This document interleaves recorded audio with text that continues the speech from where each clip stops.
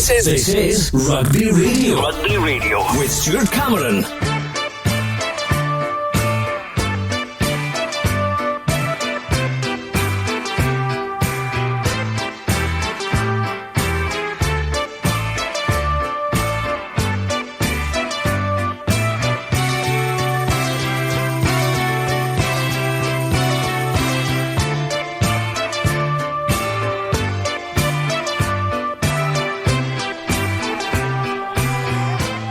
Hello and welcome to Rugby Radio for the start of the league season, coming to you live from Mansfield Park in Hawick for the Premiership match between Scottish Champions Hawick and Glasgow Hawks, and it's a ground that Hawick haven't tasted defeat at for almost 4 years.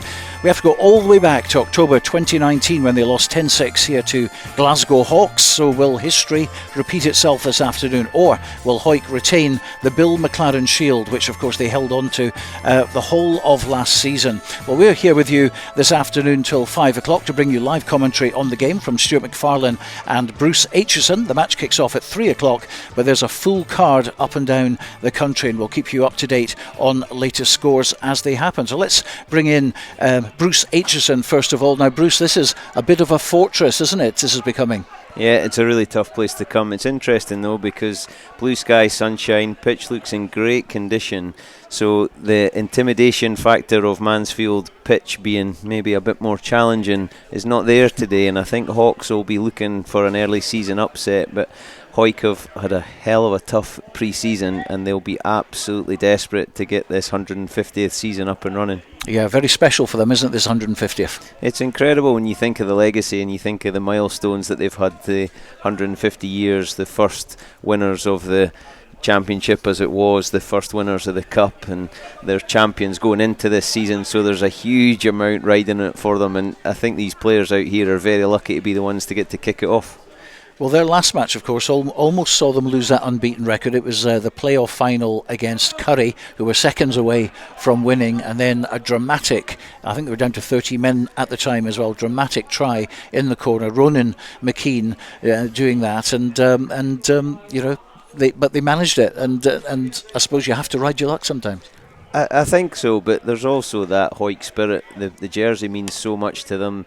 That day just seemed to be almost the perfect storm for Hawick. Everything else in the town had been called off, so there was the Hawick partisan crowd on the touchline cheering them on, just willing them to do it. Down to 13 I don't think makes a big difference in those situations when you're ruled by the heart.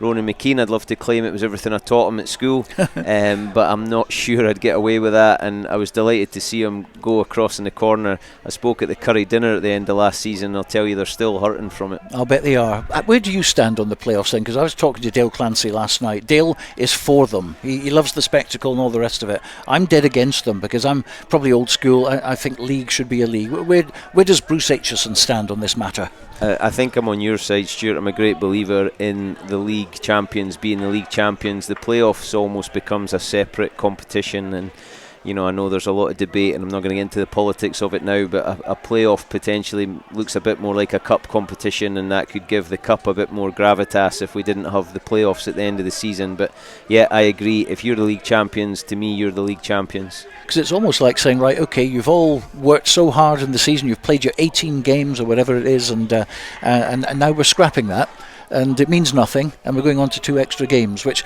you know, I don't get at all. Well, I never understood it in English football when the team that finished 6th could actually be promoted because of the playoffs, and I always felt that was doing the teams above them a really poor disservice for everything they'd put in through the season. So yeah, I mean, to me today is as important as that last game of the season. These points are going to be valuable.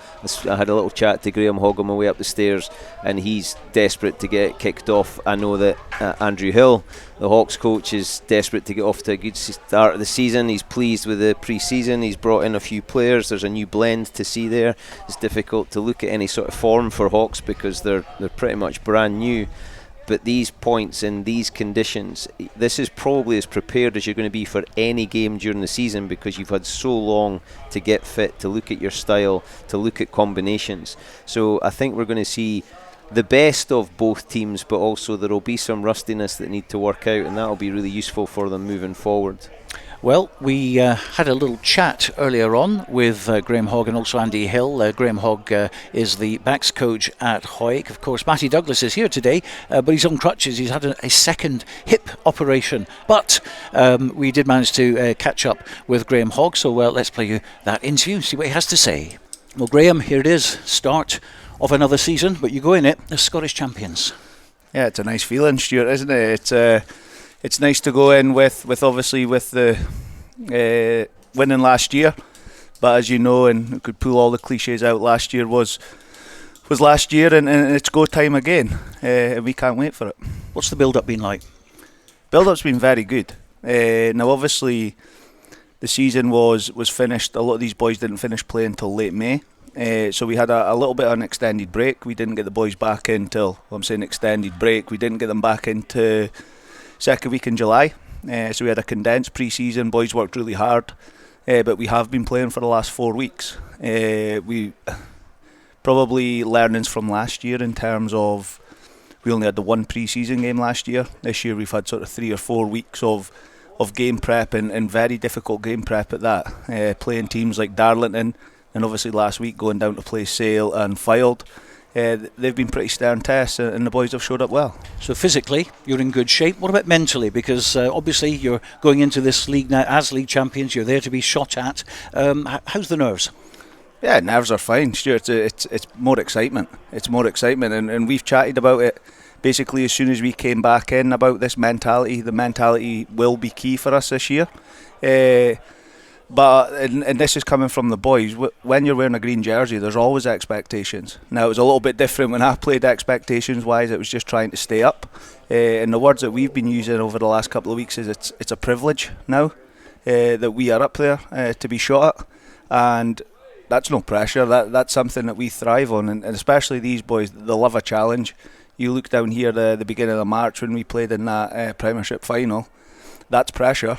When you've got sort of 8 minutes of injury time to score, and we've done it. So no, it's excitement, and it's a privilege to get to pull on the green jersey again, and for these boys to show all their hard work over the last pre-season. Lots of confidence. I was speaking to Andrew Mitchell last week, and very, very confident, but everyone's got the feet on the ground. Yeah, absolutely. We used it last year. Our mantra was one game at a time, and again, it's all cliche, but that's exactly what we are, and that's coming from the group. We've got a very experienced leadership group now. So like myself, Matty, Lewis, when it comes to the Thursdays, when it comes to the Saturdays, we take a back seat because we can trust these boys, and we know that all the messages are going through are exactly what we're saying. We keep our feet on the ground, we work hard. That's what teams do, and we are no different. It's almost 4 years since you were last defeated here. It was by that team that's out in the park at the moment training, Glasgow Hawks. So you certainly won't be taking them for lightly. Not that you take anyone for lightly, but this is a record you want to protect. Yeah, this is our home. We love playing here. The boys love playing here, and yeah, obviously we want to protect it. We want to win every game. So no, it's no different. Hawks are obviously going to be Hawks are a decent side. They'll test us. Let's see if we're up to the test.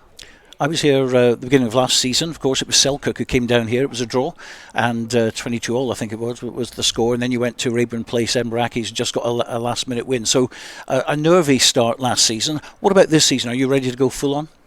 Yeah, I think, as I said before, the learnings from last season was that real short pre-season that we had last year didn't work for us.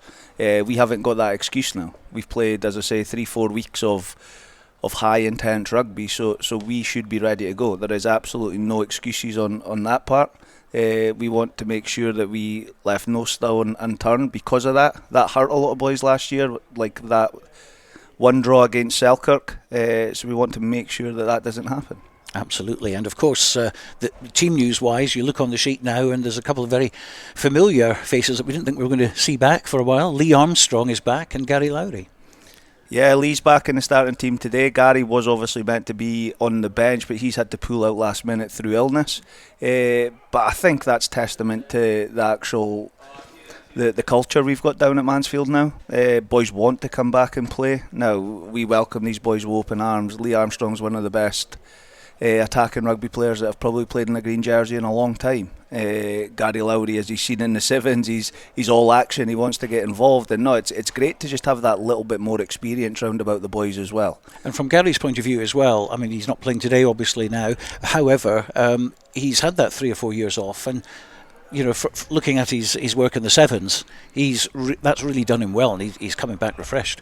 Yeah, he's certainly coming back refreshed. When he first came back into pre-season, he looked like he'd been playing forever again. Just his engine and his work rate and how he helps the younger boys has been excellent. And as for Lee Armstrong, it's probably the fittest I've ever seen him. Obviously different mentality now, obviously family life, kids, everybody grows up, and no, he's been excellent. Lee he's really helped me over the last few weeks in terms of just leaning on him. Obviously he is a bit older. I even played with Lee, so he's brilliant. I'm looking forward to seeing him back out, because he was such a talent that we don't want to lose these boys for the game, especially in the town. We want him to be playing. So who do we look out for today on the park? So you've got a couple of youngsters as well involved.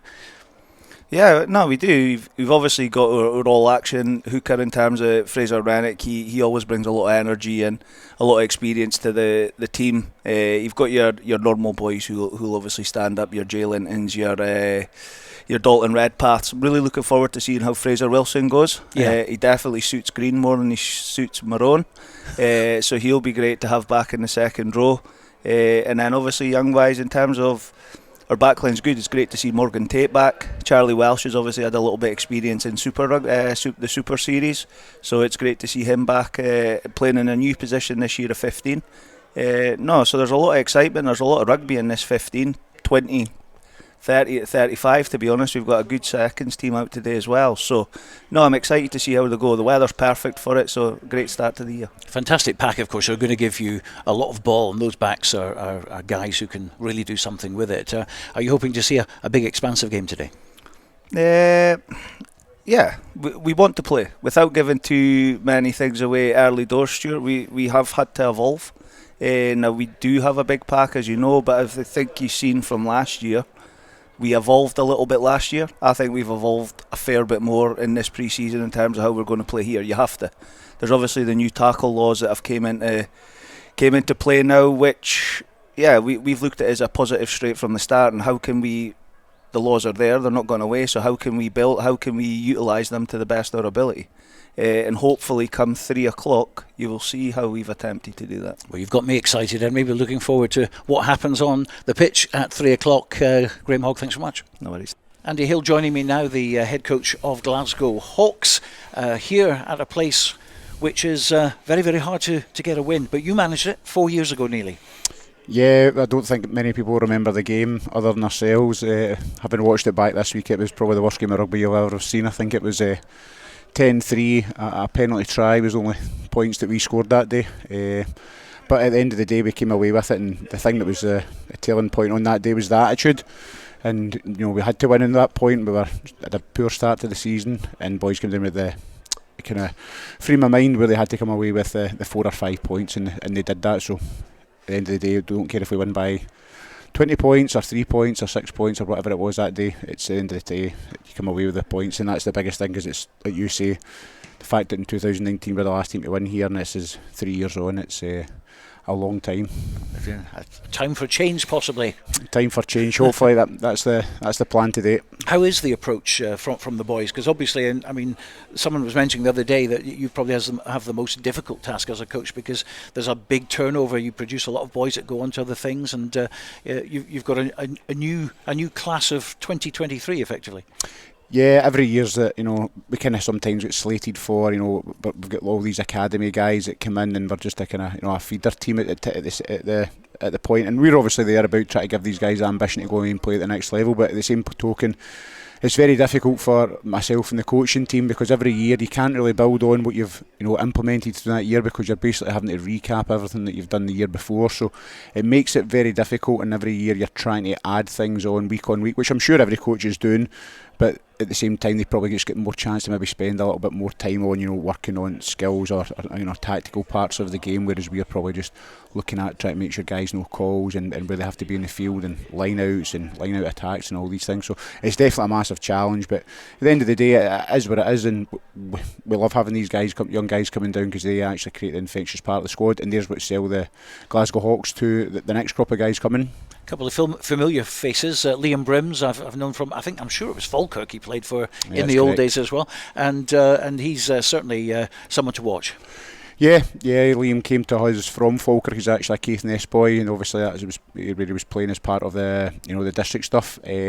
Massive part he kind of come back to us. It was his first game back down here last year when he came back to us, but however we kind of, you know, I was having spoken to Liam now in reflection, we probably rushed him back more than anything else. You know, he came back from Super 6, he had a really bad knee injury during that time which had required surgery, and we felt as if with him coming in, he was a player leader before and he's going to come back and take that role, but probably didn't really fit in, and he found it hard to find his feet when he first came back, with a couple of guys, and David McCartney and Gavin Cruikshanks have established themselves at 10, whereas this year through pre-season, you know, he's kind of been revitalised through that district championship, which was great for him. You know, he got confidence just in terms of actually being able to move with his knee. He didn't have that, and then all of a sudden you can see that taken into pre-season, and he's became that leader that he's always had. He'd be a guy that would be right up there alongside Stephen Leckie as a captain. I just, you know, just as part of my kind of ethos of it, I would never make a 10 captain. Just they're already a leader on the pitch, asking them to do even more of coin tosses and other things. I'd rather he's got a clear head to think about game plan.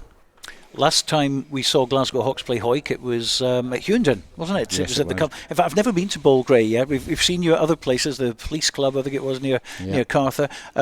But that was a good game. You were in fact in front for the first 60 minutes, so I guess you're looking, you know, an 80-minute performance, and you know, things could happen. Yeah. We kind of learned from, you know, throughout the season that at the end of the day we came and we tried to play a kicking game plan against Hawick and kick the ball the whole day in one of the earlier games down here, and then the same in the last game of the actual season, the regular season, and neither of that worked. So when I spoke to you last at Hughenden, you know, we said we're here to play rugby. You know, one of our main values is ambition, and a big part of that is how we actually play rugby ourselves.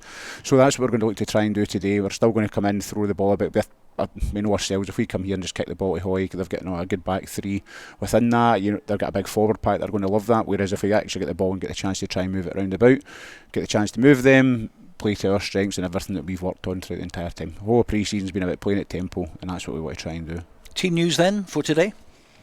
So the team selection was pretty much, we've tried to keep it consistent. You know, I think probably my mistakes over the last few years have been trying to give every day, you know, look at different combinations all the way through pre-season. You actually realise you've got very little time during that, so we've tried to keep it as consistent as we can through training and through the games as well. So team use is probably just as it is. We've picked what we feel is the strongest pack and the strongest backlines. Only two teenagers within that, which is probably a bit of a change in previous years, and James Emery and Aaron Burgess, who are getting their debuts. So that's probably the kind of two main points. Most of the other players are, you know, older heads. You know, there's Wayne Burrows and Sione Halafihi, who have come in from retirement, who are just desperate just to get back playing a bit of rugby. Kind of stepped away for family reasons more than anything else. Now have kind of got the bug back. The kids are a wee bit older, so it's hoping that they'll add their experience, and that'll be invaluable for us today. It's been a good build-up. Let's hope that the match lives up to expectations, and we wish you best of luck. Hope so as well. Thanks very much, Stuart. Yeah, well, that was Andy Hill, and before that it was Graham Hogg. And of course, always a nervous, edgy moment at the start of the season for coaches and players alike, particularly if you're playing away from home. But Hawks have nothing to lose here today, while the pressure is all on Hawick, who will want to deliver that winning performance to kick off their campaign. As I mentioned earlier, Hawick is celebrating their 150th anniversary this year. Plenty of things planned to commemorate the event, and I'm joined now by Murray Watson, who organises the Rugby Memories initiative at the club and is deeply involved in the history of the club. And Murray, you and President Ian Landals have also written a book telling the story of Hawick, all 150 years. We have indeed. In fact, we've interviewed or had contributions from 176 people, from British Lions to former tea ladies and everybody in between. There are some absolutely fantastic stories in the 381 pages. I got the proofs earlier this week, which was my highlight of my year, I can tell you. My goodness me, I mean, you're like a kid in a candy shop, aren't you, when it comes to Hawick and history? Absolutely, because it's not only the book that I've been involved with. For the past 3 or 4 years, I've effectively been Bill McLaren's literary executor, and I've cleared out Hiller's Den, and a month from now the Bill McLaren Centenary exhibition will open at the Hawick Museum, and in March next year it'll be joined by the Hawick 150th anniversary exhibition at the museum alongside the Bill McLaren exhibition. Fantastic. And where's that all taking place? That's all taking place in the Hawick Museum. And we've got some very generous funding from a number of companies and great help from the Scottish Rugby Union as well. And there are some fantastic displays. We owe an enormous debt to Borders Rugby Radio, believe it or not, because we've got the very last interview that Bill McLaren ever gave, and that will come out of a concealed microphone in the ceiling of a recreation of Bill's very study, which was a chaotic affair, but this is where he got all his ideas, he collected all his data, and he prepared his big sheets. And it sounds absolutely fantastic. And putting all this together, and I mean, just cataloguing the items that Bill had, because he had a vast history of programs and notes and all sorts of things. He never threw anything away. He was like a squirrel, wasn't he? Absolutely. I mean, at the last count, we've got 30,000 items. Wow. And they will shortly be going up to Stirling University, which has got a state-of-the-art digital studio for proper recording and archiving, so that eventually they will be available online for anybody who wants to have a look at them. And I can tell you, we've got some amazing things. I mean, I found a cartoon drawn by Bernard Langer, the Open Golf Champion, thanking Bill for giving him a putting lesson, would you believe? And he loved his golf, didn't he? Absolutely. There's a hole at the Vertish in Hawick, which is actually named McLaren's Miracle, where he got a hole-in-one. That's right, he did. He did indeed. There's a lot of golfers who can't say that, professional golfers. Yes, absolutely. Now listen, there's lots planned, including obviously what you've just talked about, the museum, etc. But there's also an interesting, a reenactment of the first border derby between Langham and Hawick. When's that happening? This is all traditional sort of kits and stuff as well. Yes, this is happening on the 17th of September. In Buccleuch Road on the cricket pitch, which is where the very first rugby match that Hawick ever played against Langham. And would you believe, at the time there were no rules to play rugby, and Hawick had a negotiation with Langham about what rules they were going to play under, and the rules that they decided upon were the Carlisle or English rules. And that stated that if you scored a try, that meant that you had a try at a conversion. And in those days, Langham wanted the conversion to go under the bar or tape, and Hawick wanted it to go over the bar. And when Langham scored, it actually went over the bar, so the referee announced that it was a 0-0 draw. The try did not count. Controversial even back in those days. Absolutely, yes. Yeah. Well, look, we're going to be obviously covering what happens during the 150th year. It's going to be absolutely fantastic. Thanks for joining us at the moment, but I'm sure we'll be talking to you more over the coming months. I look forward to it. Thank you. This is Rugby Radio. Rugby Radio. Borders water, Borders barley and Borders people. That's what makes the Borders Distillery. Working exclusively with local farmers, the Borders Distillery is bringing whiskey making back to the region. Our award-winning distillery is open to everyone, where you can meet the people behind the scenes, explore our wash house and shop quality local products. Tour your local distillery and discover the spirit of the Borders. Full details at thebordersdistillery.com. Always enjoy our spirit responsibly. Under 18s must be accompanied by an adult when visiting the Borders Distillery. Based in Galashiels but covering the whole region and beyond, Borders Mortgage Hub is your one-stop shop for all things mortgage related in the Borders. Visit us at bordersmortgagehub.com or call us on 01896 807 008. That's 01896 807 008. Borders Mortgage Hub. Mortgages for the Borders in the Borders. When the weather's dreich and a storm's a brewing, you need a strong, windproof, quality umbrella delivered with good old-fashioned customer service and at an affordable price. Up here in Umbrella Heaven, we say you tackle the ball, we'll tackle the weather. UmbrellaHeaven.com for when the heavens open. This is Rugby Radio. Rugby Radio. Yes, welcome back. Lots happening this afternoon. 25 Premier National League games involving 50 teams. We'll try to bring you news from as many of them as we can throughout the course of the afternoon with score updates. But excitement building here at Mansfield Park for the opening match of the new season. Down here between Scottish champions Hawick and the last team to beat Hawick at Mansfield Park nearly 4 years ago, Glasgow Hawks. So let's join our commentary team now this afternoon. Bruce Aitchison, and first a very good afternoon to Stuart McFarlane. Yeah, good afternoon, Stuart. Good afternoon, everyone. And it's Glasgow Hawks that make their way out onto the field of play. Stephen Leckie in the second row, captaining the side this afternoon in the bright sunshine. Sprinkling of spectators in the main stand. Several watching from the banking across on the far side. A fair bit of heat in the sun. The park in excellent condition. And the Hawick players then take to the field. Warm applause, all in green, and Glasgow Hawks in their red, predominantly red jerseys with the white midriff, the black shorts and black and red socks. And by the looks of it, Hawick will be playing as we're looking from right to left in this first half. And this is perfect conditions, Bruce, for the start of a new season, and this fixture certainly has whetted the appetite of many in these parts. Yeah, it's a great one to get up and running, and everybody I've spoken to that's from Hawick told me the weather's always like this, Stuart, as they always tell you, blue sky and sunshine. It's a cracking day for it. It'll be interesting to see how that pre-season fitness holds up under these conditions. It's pretty warm out there. Doesn't look like the wind will play much of a factor. Hawks are kicking off to Hawick, which I think Hawick will enjoy so that they can get right into them.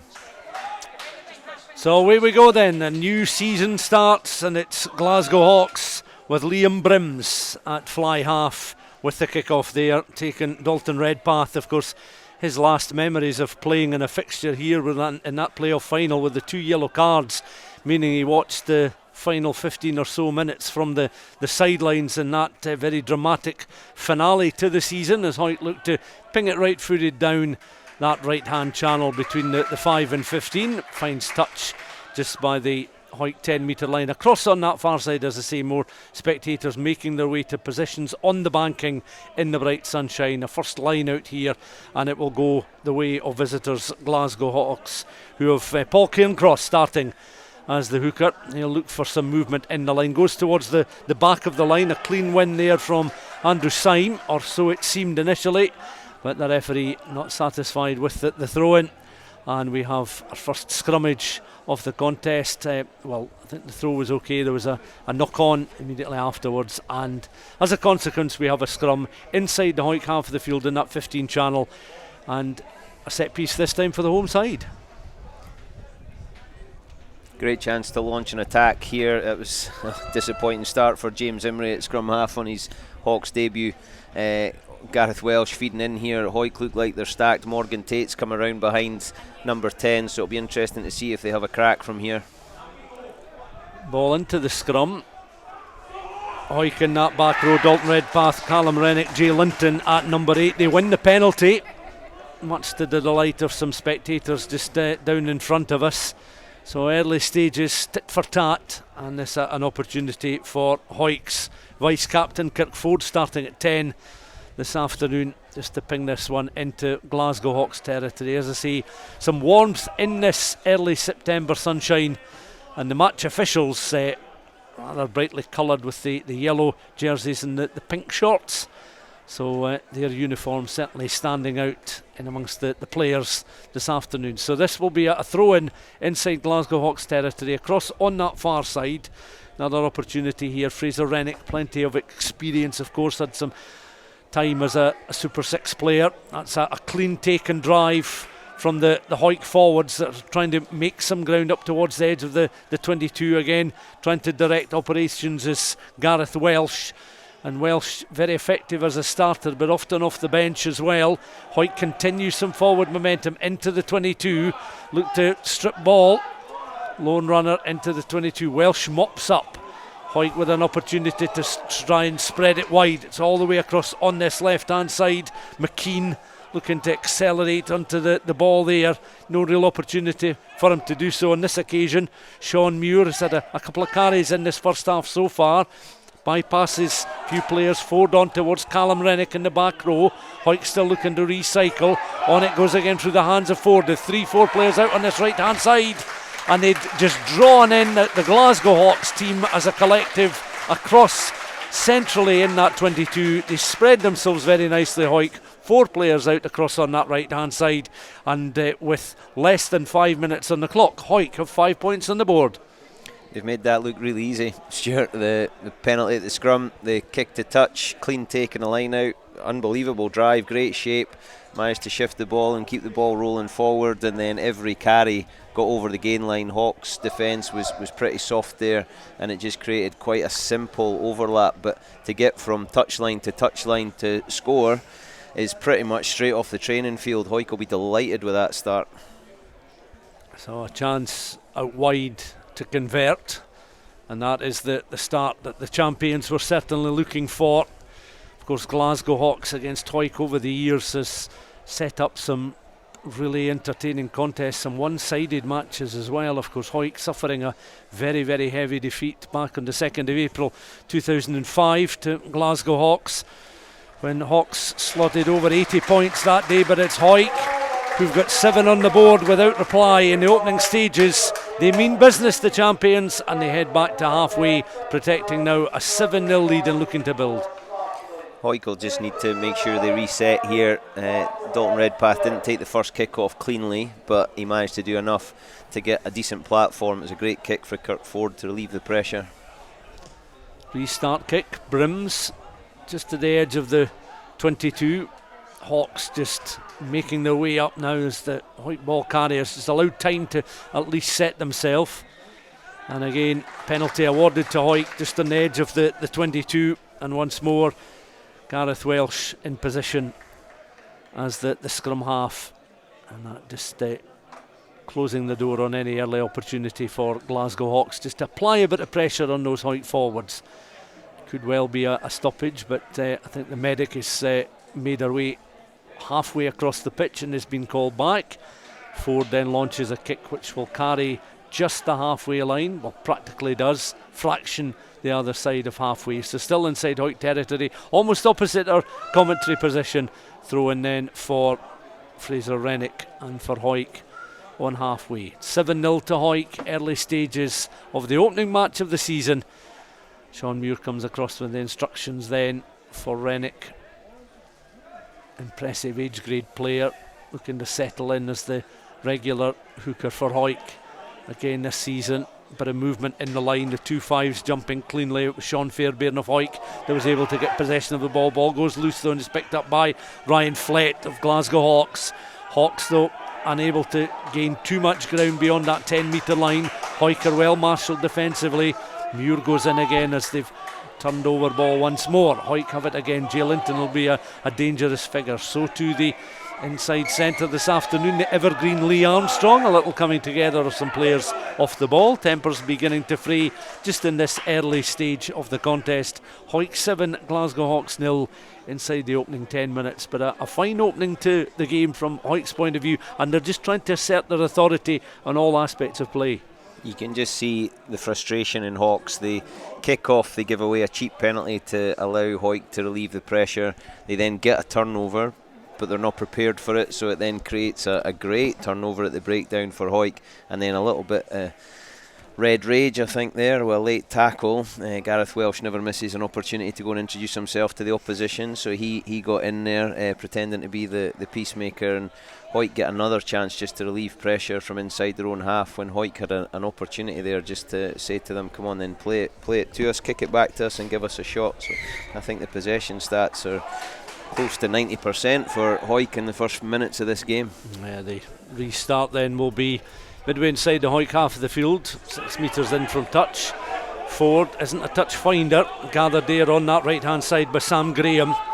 Glasgow Hawks using the fullback James Cooper, launched forward downfield, carries halfway in the Hawick 10, 4 players back inside the Hawick half of the field. Away they go once more with their 10 once again. Kirk Ford, grubber kick, 3 back in the 22 for Hawks, and they'll launch it downfield centrally, watched all the way by Lee Armstrong. And that ball bounces into touch back inside the Hawick half of the field. So Hawks are just trying to get some field position or try and force Hawick back inside their own half of the field at the moment, just try and disrupt any flow that Hawick are trying to build into the early stages of the game. Of course, we talked about that one-sided game in 2005. These sides 3 years earlier contested a cup final, Hawick winning in extra time.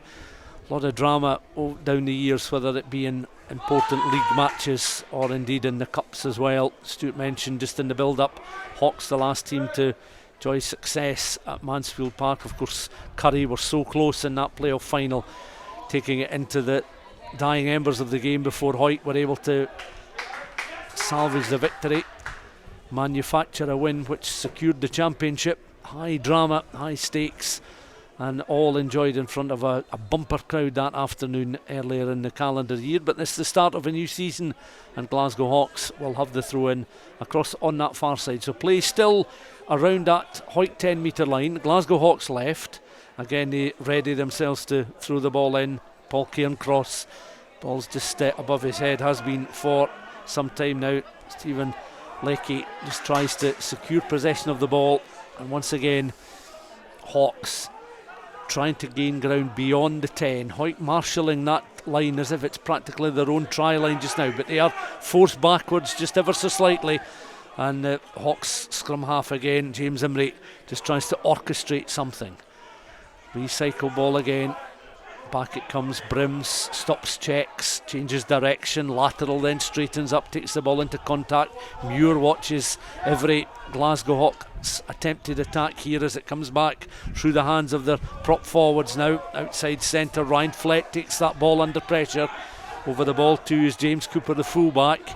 Comes back now to their number 8, and Tane Wright into contact. Recycled again through the scrum half. Inside centre, Wayne Burrows with a quick sharp pass out towards that left hand side. On the left hand channel is James Pickerton. He's been a relatively quiet figure as the ball has never really reached his hands to allow him to show his pace, but it's back now with Brims. 4 or 5 players across on this right hand side. Pass just goes astray ever so slightly. Sam Graham has to back pedal, stop and check back into his own half, but he's now over that 10 metre line. James Cooper followed the run, was looking for the pass there from his teammate. Perhaps it wasn't on because it looked as if it might end up going a shade forward. Hawick have been penalised though, just close towards their own 10 metre line on the angle. Brims has ball in hand now.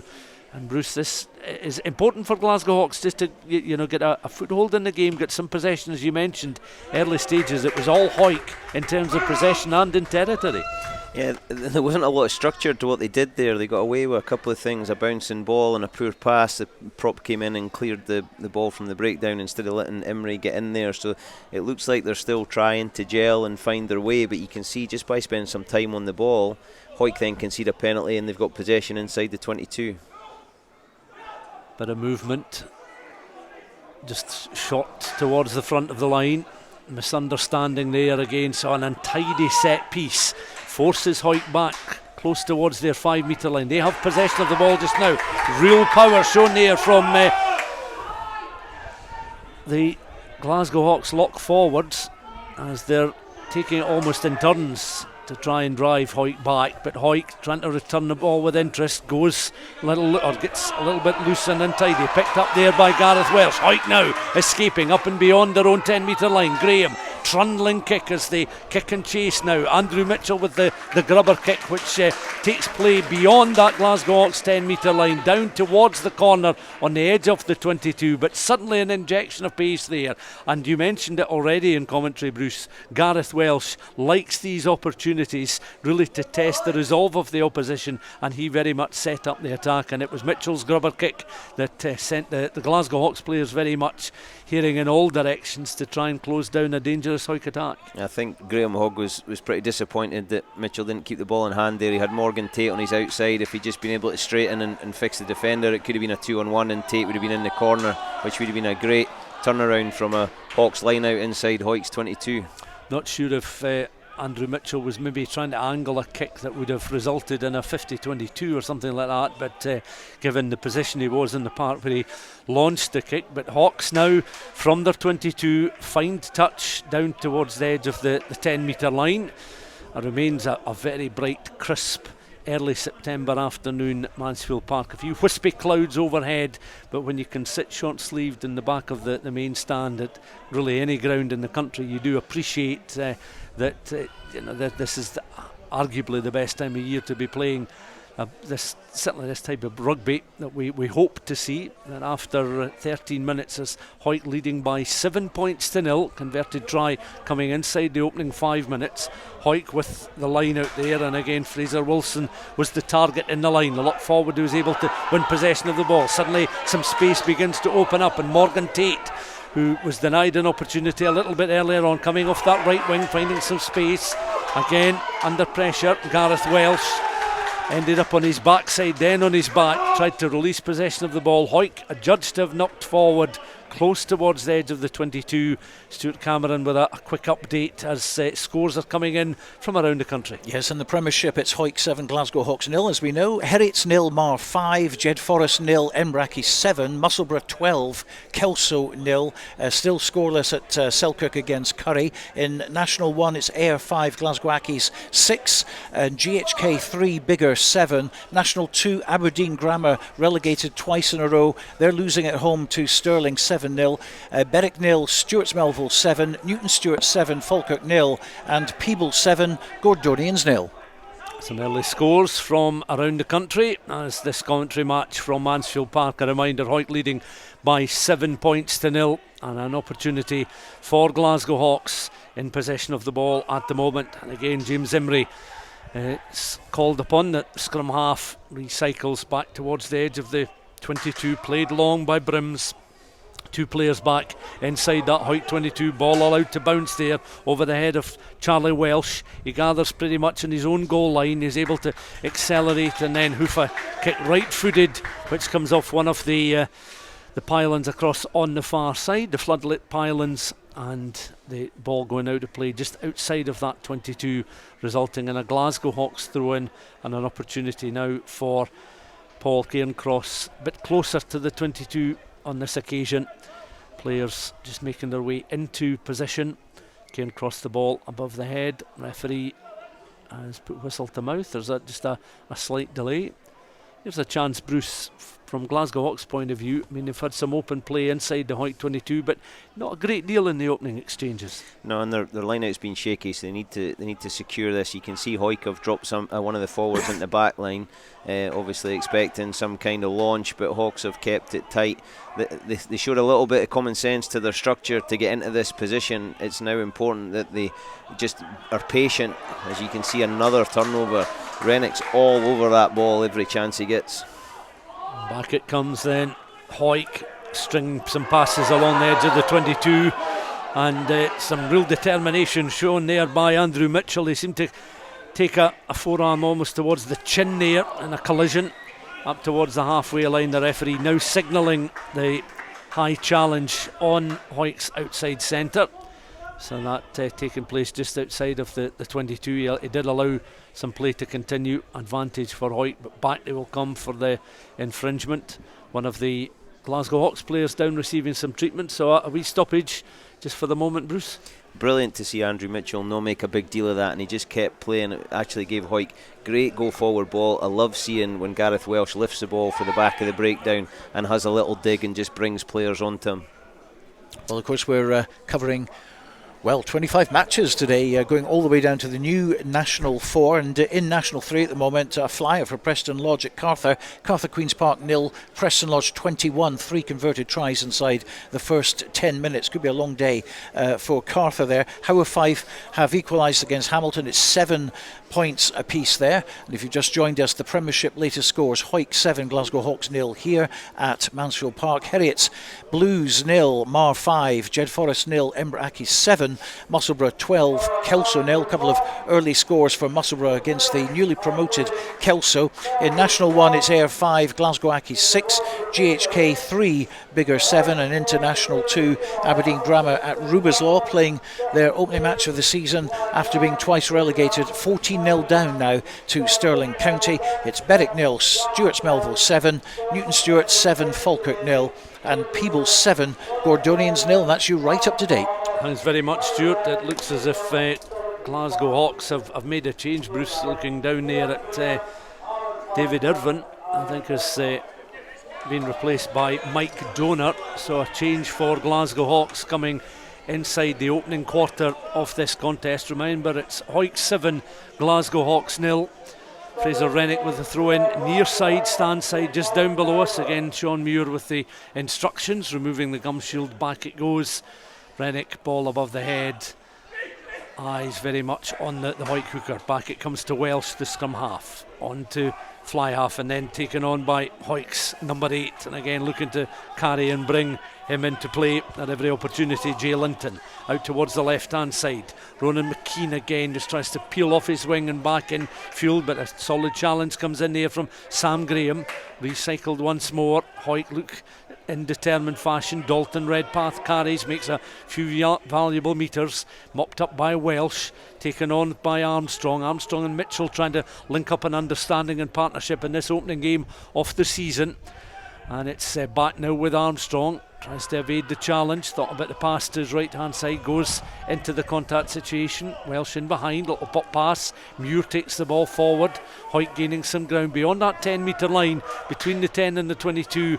And they're working it back central again. Hawks just forced on their heels at the moment as Welsh mops up. Again, Hawick have got 3-4 opportunities and options on that left hand side to bring players into play. Armstrong did feed the ball towards the left hand side. Hawks were across pretty sharpish though, and they bundled Hawick players into touch. One of them, Dalton Redpath, slamming a right fist against the turf. And we've played 20 minutes of the contest at Mansfield Park. Hawick remain in front by 7 points to 0.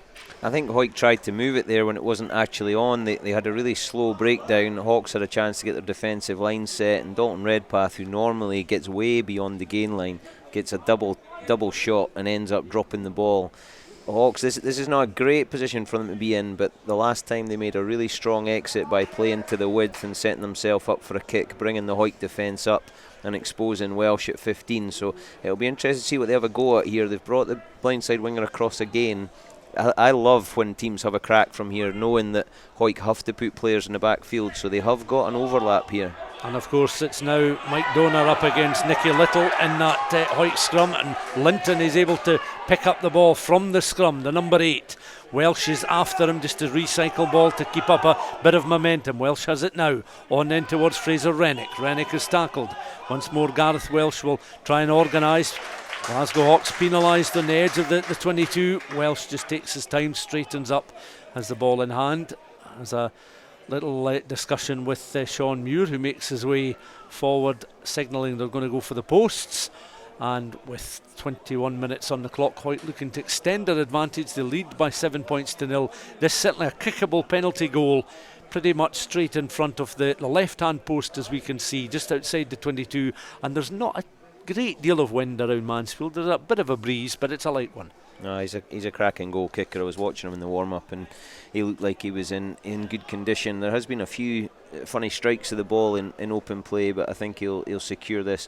I'm reasonably surprised they're kicking for goal the way their set pieces going and the way their driven mauls going. I would have liked to have seen them stick the ball in the corner 5 yards from the line and go for 7, but I suppose this early in the game, this is probably the sensible decision to make. Yeah, so it's Kirkford, relatively short run up, fairly close to being central in front of the sticks. He goes flying to one side. The ball, though, is able to cross the bar between the sticks, and it's Hawick 10, Glasgow Hawks 0, with 22 minutes on the clock. And Hawick will be, let's say, satisfied with 10 points from their efforts in the game so far. It's been scrappy since they got that score, so I think you're right. They've settled things down a little bit. They spent a little bit of time in possession of the ball. It's a good 3 points to get. Hawks restarts haven't been great, so Hawick will be looking to exit and get back into the Hawks half pretty quickly from here. Brims with the restart kick down the Hawick right hand side. Welsh goes in once again, just feeds the ball to his left and comes across. Rennick just over the ball at the moment. Welsh back into the 22, and Kirk Ford then pings it right-footed or straight out. So an error there from Ford. That really, I suppose, underlining the point you made about indifferent kicking from hand in open play. Yeah, Brims hasn't hit a restart well in any of the three that he's hit. There's been a couple of wobbles off the side of Kurt Ford's boot, and I suppose that's the beauty of just applying pressure inside the half. You're saying to them, right, you must execute, and he didn't do that. Hawks' set piece has been shaky, but they must spend some time on the ball. Andrew Hill will be really disappointed with that start, with things that would have been planned and prepared for all the way through pre-season. They've just thrown another wobbler. Hawick again just on the fringes of their own 22 at the moment, and are looking for an exit once more. It's the half-backs linking up. Ford on the angle. Again, 3 players back to gather the ball before it finds touch there. Solo run here from James Cooper. Glasgow Hawks fullback takes play just up towards that 10-metre line. Recycled again, 2 or 3 options for the Hawks ball carrier. He's able to find the pop pass. Hawick trying to close them down, just applying a little bit of pressure. Box kick as they opt to go along the midfield there of Burrows and Flett, trying to really get involved in the action, as Hawick selecting the kicking option down that right hand side. Again, the ball just finds touch across on the far side, close towards the 10-metre line. And the sort of indifferent nature of the game, I suppose there's some cobwebs. It's early season stuff. It's one of these matches where you're not necessarily going to get the full fluency of a match maybe in 6 or 7 weeks' time. Hawks are looking really shaky. They had a little release play there, but they only had 2 boys outside them, and Hawick were fully loaded in defence, so they're just struggling, and that kick was really aimless. There was no kick chase. They weren't set up for it. Hawick are really should be looking for a lot of field position here and apply pressure to Hawks, because it's on for them to get a decent score here unless Hawks can make a significant change. Out on the left hand side, trying to reach out there was Ronan McKean. He just didn't quite have the length of forearm to gather the ball in as the pass was coming to him just in front at a fair rate of knots there. So that comes to nothing, but again maybe illustrating a point that was raised earlier in the week. Glasgow Hawks, as they have done for a number of years, chop and change. There's a lot of players come in, a lot of players head for the exit, whereas you look at the Hawick side, it's a relatively settled side, a lot of very familiar names that have helped the club through COVID and were very much central figures in the championship success last year. Yeah, they're full of confidence. You can see the calmness in their attack, and they're putting plenty of men into breakdown to make sure they secure ball. I'd like to see Ronan be a little bit tighter and a little bit deeper so that he can use that step and get to the outside of his defender. He's just overrun a couple. Hawks midfield linking up with a little bit more certainty there. Ryan Flett taking the pass on at outside centre, looking to try and work it up towards the edge of the 22. Then I say that, and the move breaks down. Dalton Redpath with a little snatch just on the edge of the 22, and Hawick have possession once again, looking to bring the likes of Jay Linton into play. He immediately collides there with Sione Halafini, one of the Glasgow Hawks lock forwards, alongside the skipper this afternoon, Stephen Leckie. And Hawks just forced backwards again as Hawick have possession of the ball outside of the 22 on that right hand side. They look to try and take out a man with every pass, and up and beyond the 10 metre line finds Solo piece of running this as Hawick again, determination all the way there.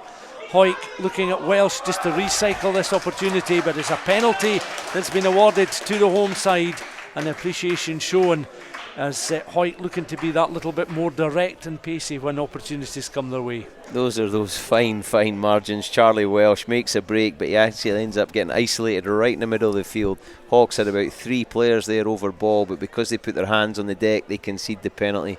Hawick were slow to get there. That's a big let off for Hawick, and really another one to punish Hawks for just a bit of indecision and a bit of ill discipline.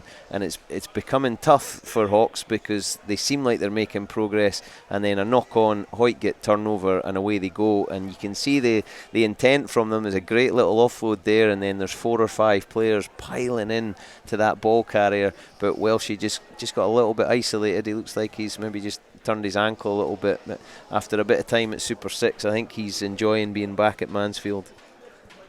Stuart, further scores, further updates from around the country? Yeah, just quickly, Premiership, it's Herits Blue 7, Mar 5. They've taken the lead there. Musselburgh 12, Kelso have got a try back 7, and still Selkirk 0, Curry 0, and Jed Forest 0, Aki 7. Chance now for Hawick to go into the teens of points, and they do just that. No problems at all for Kirkford. He's had a good afternoon with a boot, a conversion and 2 penalty goals for the Hawick fly half. Hawick 13, Glasgow Hawks 0. And Hawks, you have to say on a few occasions, maybe shooting themselves in the foot, but you do feel that they're a side that are still at the early stages of getting to know one another. Yeah, they're very disjointed. There doesn't seem to be a huge amount of understanding of what they're trying to do when they've got ball, and then they've kicked it away quite aimlessly. Brims hasn't been hitting these restarts well. If he could give some of these forwards a chance to go and compete and just spoil things, Hawick have had it pretty easy to then be allowed to exit. So if Brims can get those things right, maybe the ripple effect is that they start to get a bit more confidence. Brims, again, there's just a clutch of players in front of the Hawick receiver there, so there's no immediate opportunity for Glasgow Hawks to get anybody around the likes of the back row forward, Dalton Redpath and Jay Linton. These players have been finding it relatively straightforward to win restart kicks. 13 points to 0. At times it's been a little bit pedestrian, but Hawick taking opportunities with a couple of penalty goals to add to that converted try coming inside the opening 5-6 minutes of the tie. So the last season's champions leading by 13 points to 0, and we've got around 10 minutes until half time. Scrummage for Hawick. Gareth Welsh, the scrum half, receding hairline, just looking to stand, moves forward, slips the ball into the scrum, and then works it again through the hands. Will Linton look to carry and go direct? He does. The Hawick number 8 eventually collides with Wayne Burrows, the inside centre for Glasgow Hawks. Welsh, the scrum half, on again. Perhaps not the best option, as it was a little stop and check kick there from Ford, but it did force Glasgow Hawks to take the ball through Sam Graham into touch. But perhaps Bruce Aitchison, Hawick had 1 or 2 more options to keep the ball in hand and force Glasgow Hawks backwards, rather than again forcing Hawks into making a mistake of their own. When you've got Jay Linton carrying, Gareth Welsh slowed down the breakdown, and then it comes to Kirkford, he put in another wobbly kick, wasn't really on, but what an error from Hawks to just gift Hawick possession again. It's another one that I think they're beginning to eye roll when they make mistakes. They've got to stay positive here. What a great place for Hawick to launch from. Armstrong out towards the right hand side, and peeling off his left wing supporting was Ronan McKean across on that far side, so he's tracking some ground across the width of the pitch. The Hawick number 11 carries the ball up and just beyond halfway. Welsh has it again. Ford, that's a flat pass. Rennick. There's again, Hawick had plenty of options out towards the left hand side. Ford once more on this time. Second row forward, Fraser Wilson carries up and just beyond the halfway line. Scrum half Welsh goes in once again, taken on by the loose head and captain Sean Muir. Muir on that 15 channel on the Hawick left hand side, just inside the Hawick half of the field. Dalton Redpath trying to read the tackle coming towards him. Charlie Welsh is back, receiving some treatment, the Hawick starting fullback, so he may well be replaced at some stage. Is now hirpling towards the edge of the pitch. The Hawick could well be forced into a change imminently. I can see stripped and ready to come on is Bailey Donaldson. Across on this left hand side, McKean now has it now, the Hawick left winger. is tackled or at least slowed up there by Andrew Sim, but back it comes again, and determination shown here from the likes of Armstrong. Lee Armstrong taking it upon himself to try and drive up towards the edge of that 22.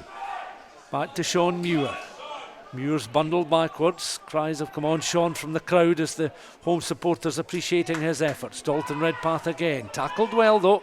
Hawks just slowing up the blindside flanker just on the edge of the 22, and that's a penalty this time awarded to Glasgow Hawks. 13 points to 0 Hawick lead, and we have less than 8 minutes of the contest, of the first half that is, left to play. So Hawick, as things stand, will take an advantage into the interval.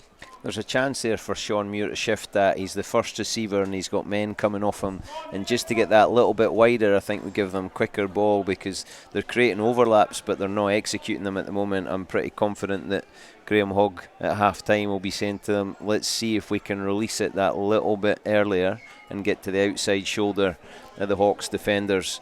That one was a tough one, and then Hawick got isolated. Hawks are able to get over ball and create a turnover, and I think the Hawks boys are beginning to need the breathers. There's a few of them look like they're sucking in the oxygen. Approaching half time, and Stuart has further updates. Yes, on the Premiership, 13-0 here. Hawick beating Glasgow Hawks at the moment. Heriots Blues 7. Mar scored a try. It's 12 now to them. 12-7. Jed Forest 0. Embraki 7. Still the latest score. Musselburgh 12. Kelso 7. And 0-0 Selkirk against Curry. In National 1, it's Ayr 15. Glasgow Accies 6. Dundee 5. Highland 14. GHK 10.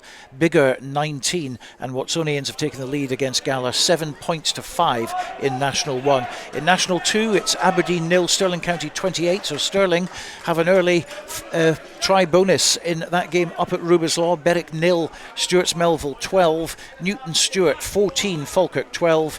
Peebles 7, Gordonians 7, newly promoted of course Gordonians. And in National League 3, it's currently Carther 0, Preston Lodge 21, Howe 5 14, Hamilton 7.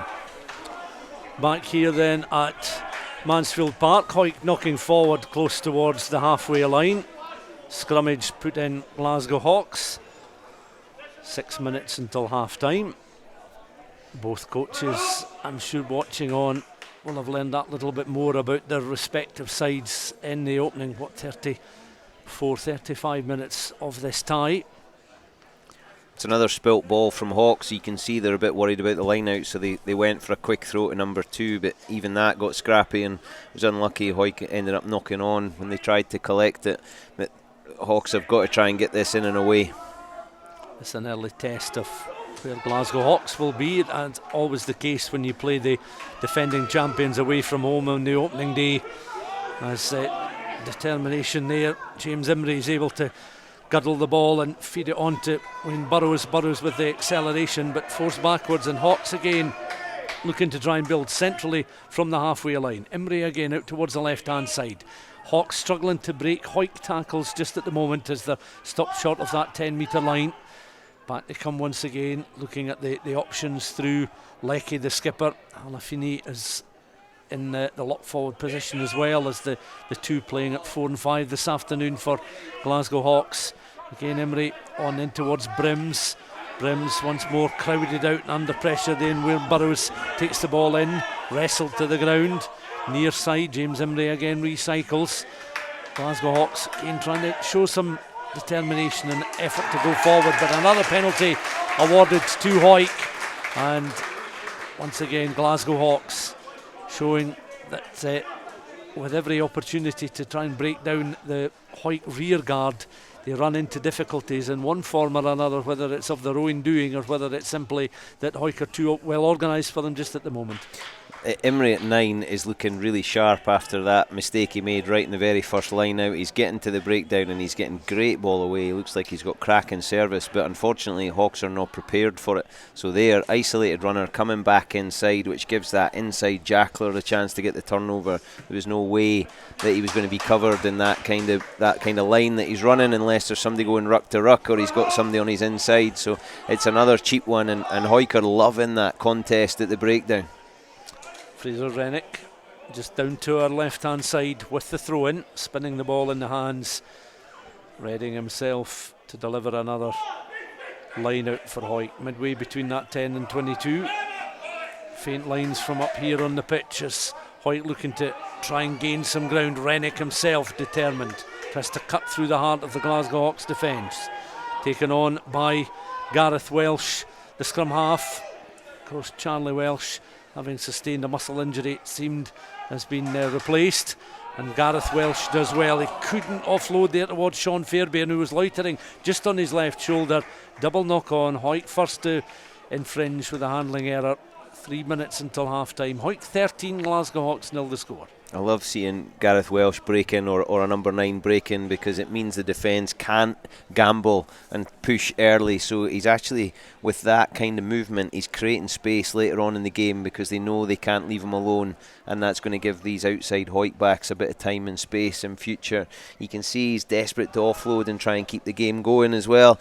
And Hawks, I think, are beginning to feel the pace. It's going to be interesting to see how that impacts in the last 20 minutes of the game. It'll be also interesting to know at this moment in time how Lee Armstrong is enjoying the contest. Out of retirement, wearing 12 this afternoon, back in the green of Hawick. He was a well-kent face for a number of years as a regular player, but he's been talked into coming out of retirement, and he's starting at 12 this afternoon, and he's certainly put himself about in the opening 38 or so minutes, so maybe we'll get a word with him at the conclusion of the game.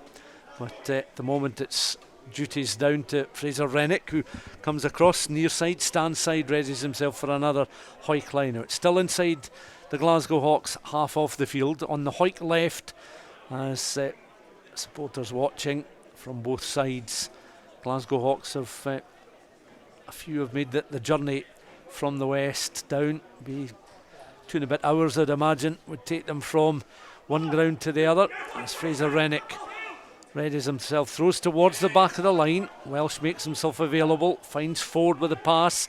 There is Armstrong now, evades 1-2-3 out the side door, nicely done. Hawick looking for a 1-2 into the 22. Is it going to come off for McKean on this left hand side? He almost running into Treacle there. He was slowed up. They were wrapping themselves round the winger there to try and slow him up as he was getting towards the line.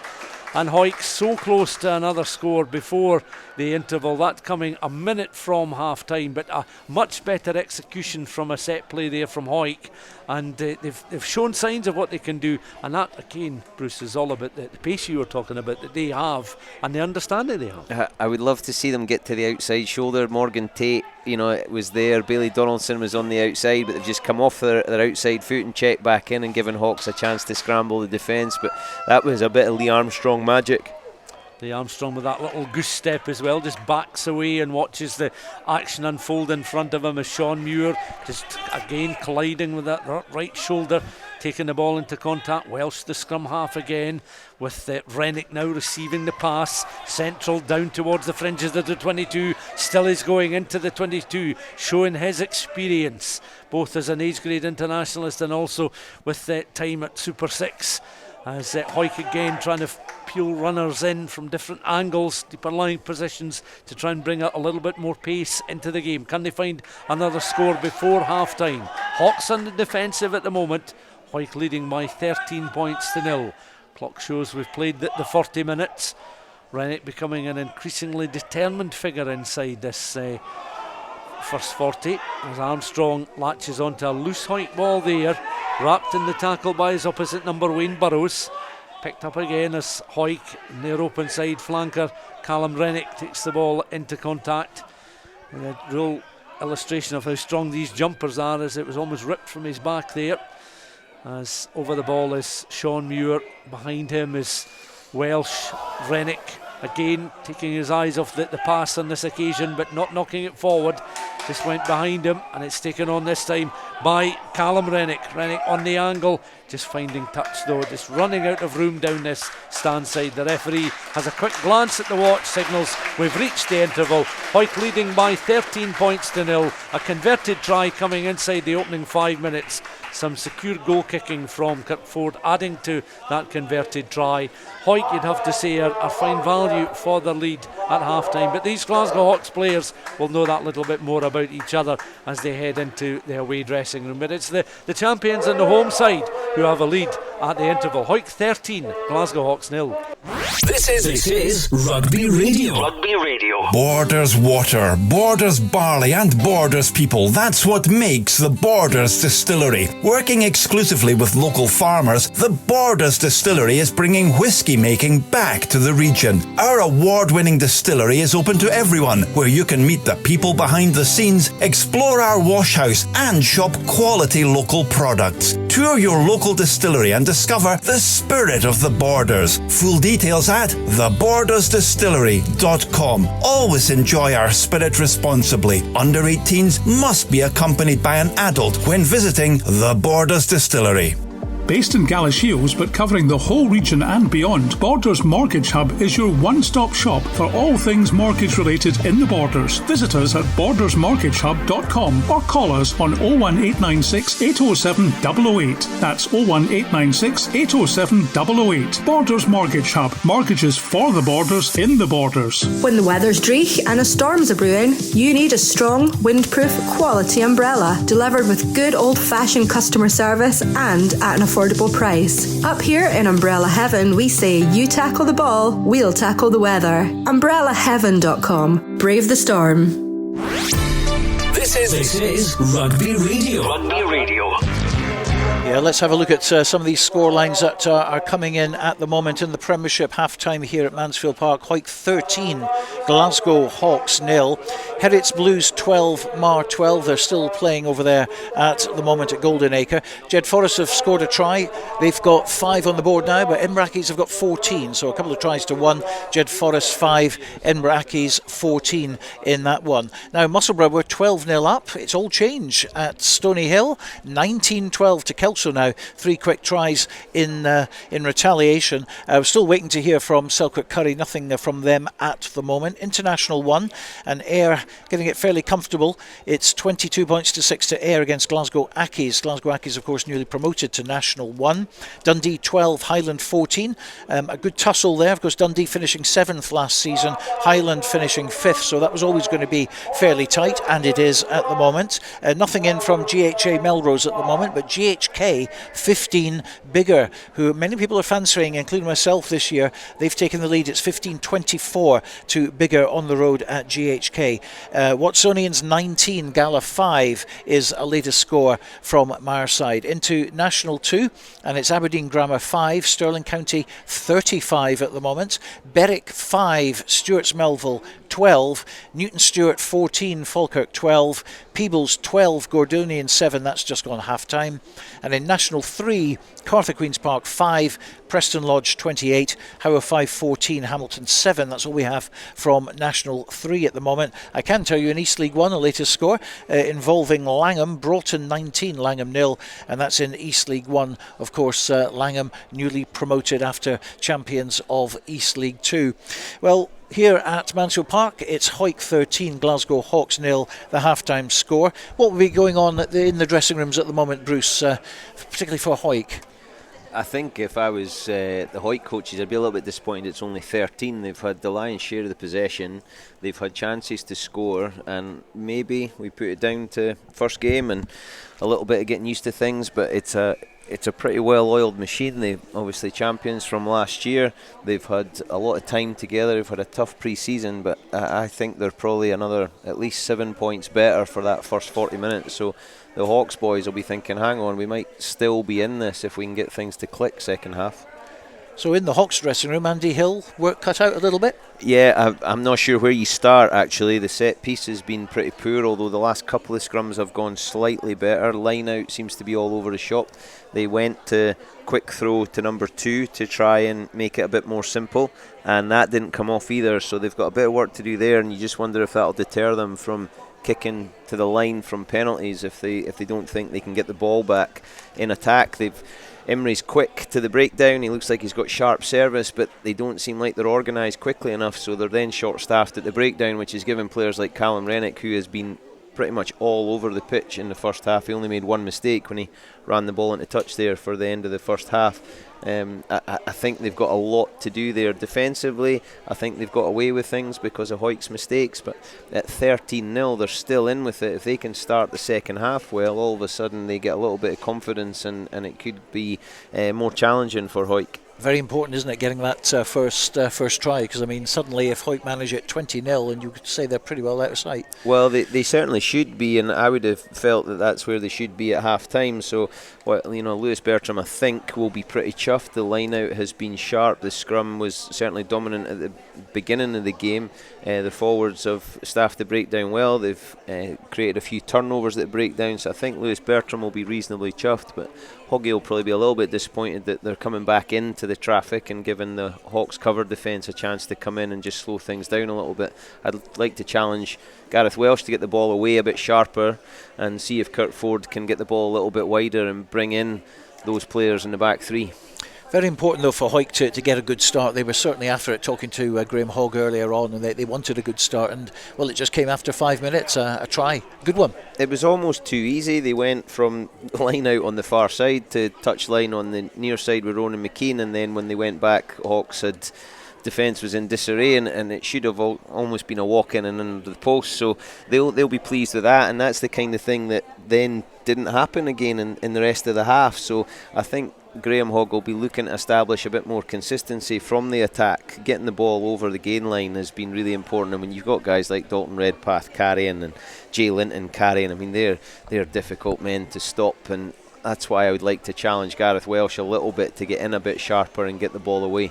Really good to see Lee Armstrong back on the park again. It's something we didn't think was going to happen, and according to Andrew Mitchell, he just kind of turned up at training and said, look, I want to play, and who wouldn't want to play for the Scottish Champions? Well, there's an aspect to that, but you're a long time retired, and maybe he's looked at things and thought, you know what, maybe one last shot. I've not spoken to him yet. He's a cracking player. You could see that with one of the attacks that he launched with. He just saw it was in front of him. He didn't give the pass. He cut back inside, and then he looked for the offload, and he looks like he's hungry. You can see little bits of chat, using his experience to some of those boys around him just to try and give them a bit of direction, and he's going to be really valuable. One of the things that teams are scratching around for is experience, and in Lee Armstrong, Hawick have got bundles of it. And it's good to see him. I mean, that dummy was outrageous, but that's typical Lee Armstrong. But he plays what's in front of him. He's an instinctive player, and those are the kind of players that a club like this has been producing for 150 years, whether you want to talk about Jim Rennick or Stuart Hogg or Darcy Graham, and you can just keep going. But Lee saw what was in front. That wasn't what was pre-called, but he took in that picture in fraction of a second, and then away he goes and he brings someone else into the game. And having somebody like that who's not just playing by numbers is so exciting. And if you're a player like Andrew Mitchell or Morgan Tate or Charlie Welsh and getting in and around him and playing off him, you know you're going to get chances.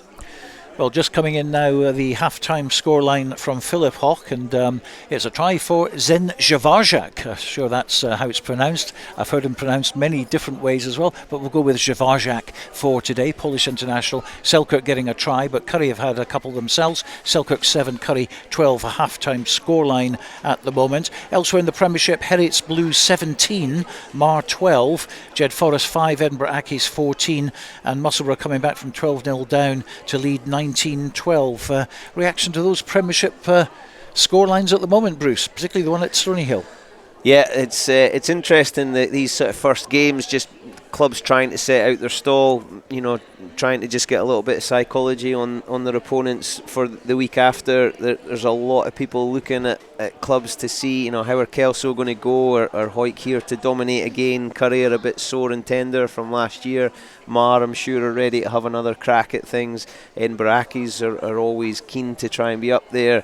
You've then got some of the clubs that maybe we're not used to seeing in top division. I think it's really exciting. It makes for what could be a great season. Absolutely. National 1, it's Ayr 22, Glasgow Accies 6, Dundee 19, Highland 14, GHK 15, Bigger 24, and at Marside it's what's only is 19, Gala 10 at the moment. International 2, Aberdeen Grammar. Very happy to hear the half-time whistle. No doubt they're trailing Stirling County 40 points to 5 at the moment. Both teams relegated last season, but that's a good start for Stirling County in National 2. Berwick 5, Stuart's Melville added a penalty, now on 15 points. Half-time at Kirkcaldy 0, Lastway 10, Newton Stewart 14, Falkirk 12, and Peebles 17, Gordonian 7 is a latest score. Well, Hawick are back on the pitch. Glasgow Hawks just coming back on the pitch. We're looking for a referee. They're now on the pitch, so let's go back and rejoin Bruce Aitchison and Stuart McFarlane. Yes, all players and officials are, I think, all accounted for now, present and correct. So the second half will be underway in just a moment or so, as they looking just overhead are trying to get an understanding. There's part of the main stand just denies it an opportunity to see just how clear the skies are, but it appears to be still a very bright afternoon out there on the park. Still some warmth in the back of the main stand as Hawick will get this second half underway.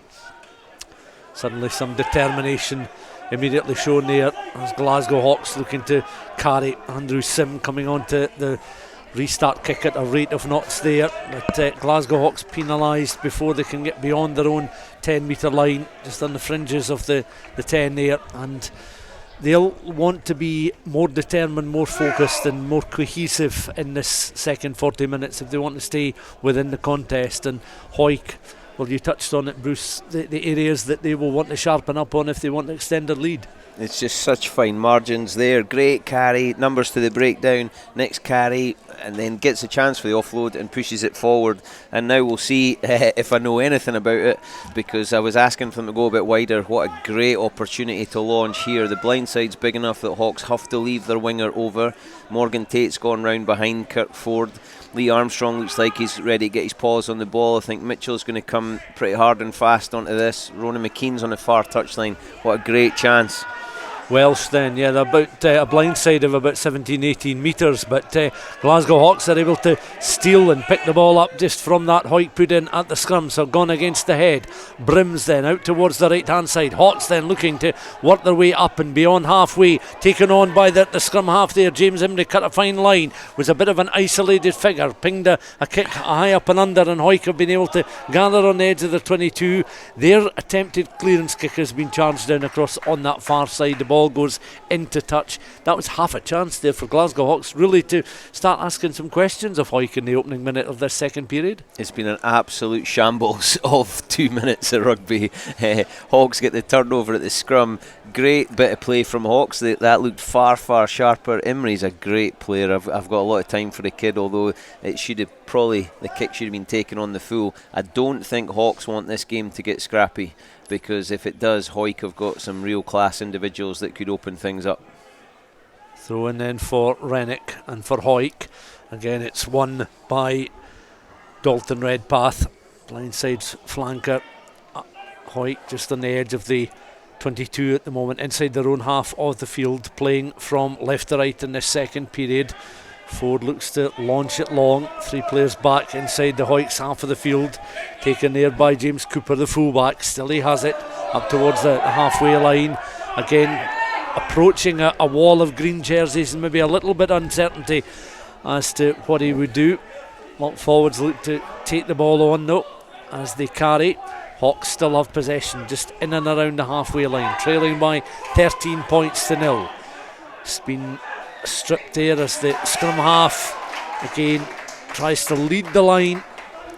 Glasgow Hawks taking the ball into contact, not releasing there. Penalty then for Hawick just on the edge of halfway. They'll ping it from hand downfield, plenty of length in that, a nice angle kick, and suddenly play is back inside the Glasgow Hawks 22. Early stages of this second half.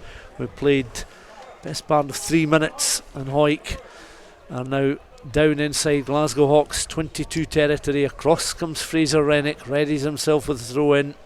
Muir will provide the call. The skipper has a word in the ear of Fraser Rennick, then he backs away.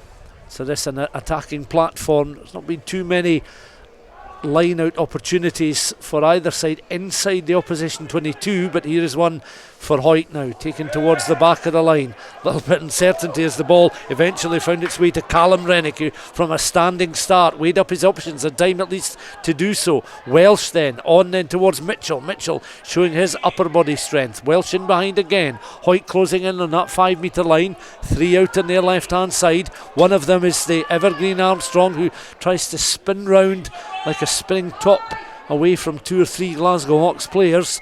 Still just a few metres short of the line, and Glasgow Hawks suddenly, after 1 or 2 bright openings or half chances for them to test this Hawick side, they're very much in the back foot and back on the defensive inside their own 22. Players either side of the posts along their own defensive line just now, along their own try line.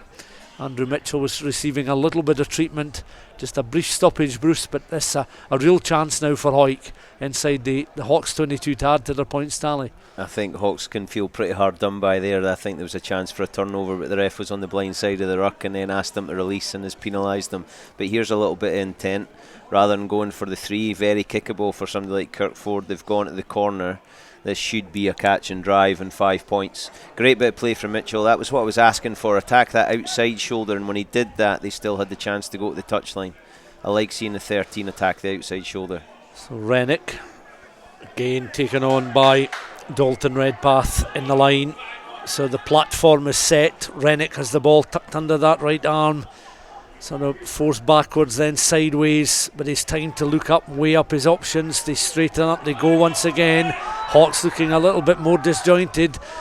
The referee squatting down almost on his backside, trying to look and then raising the arm, and Hawick have done enough to get that try.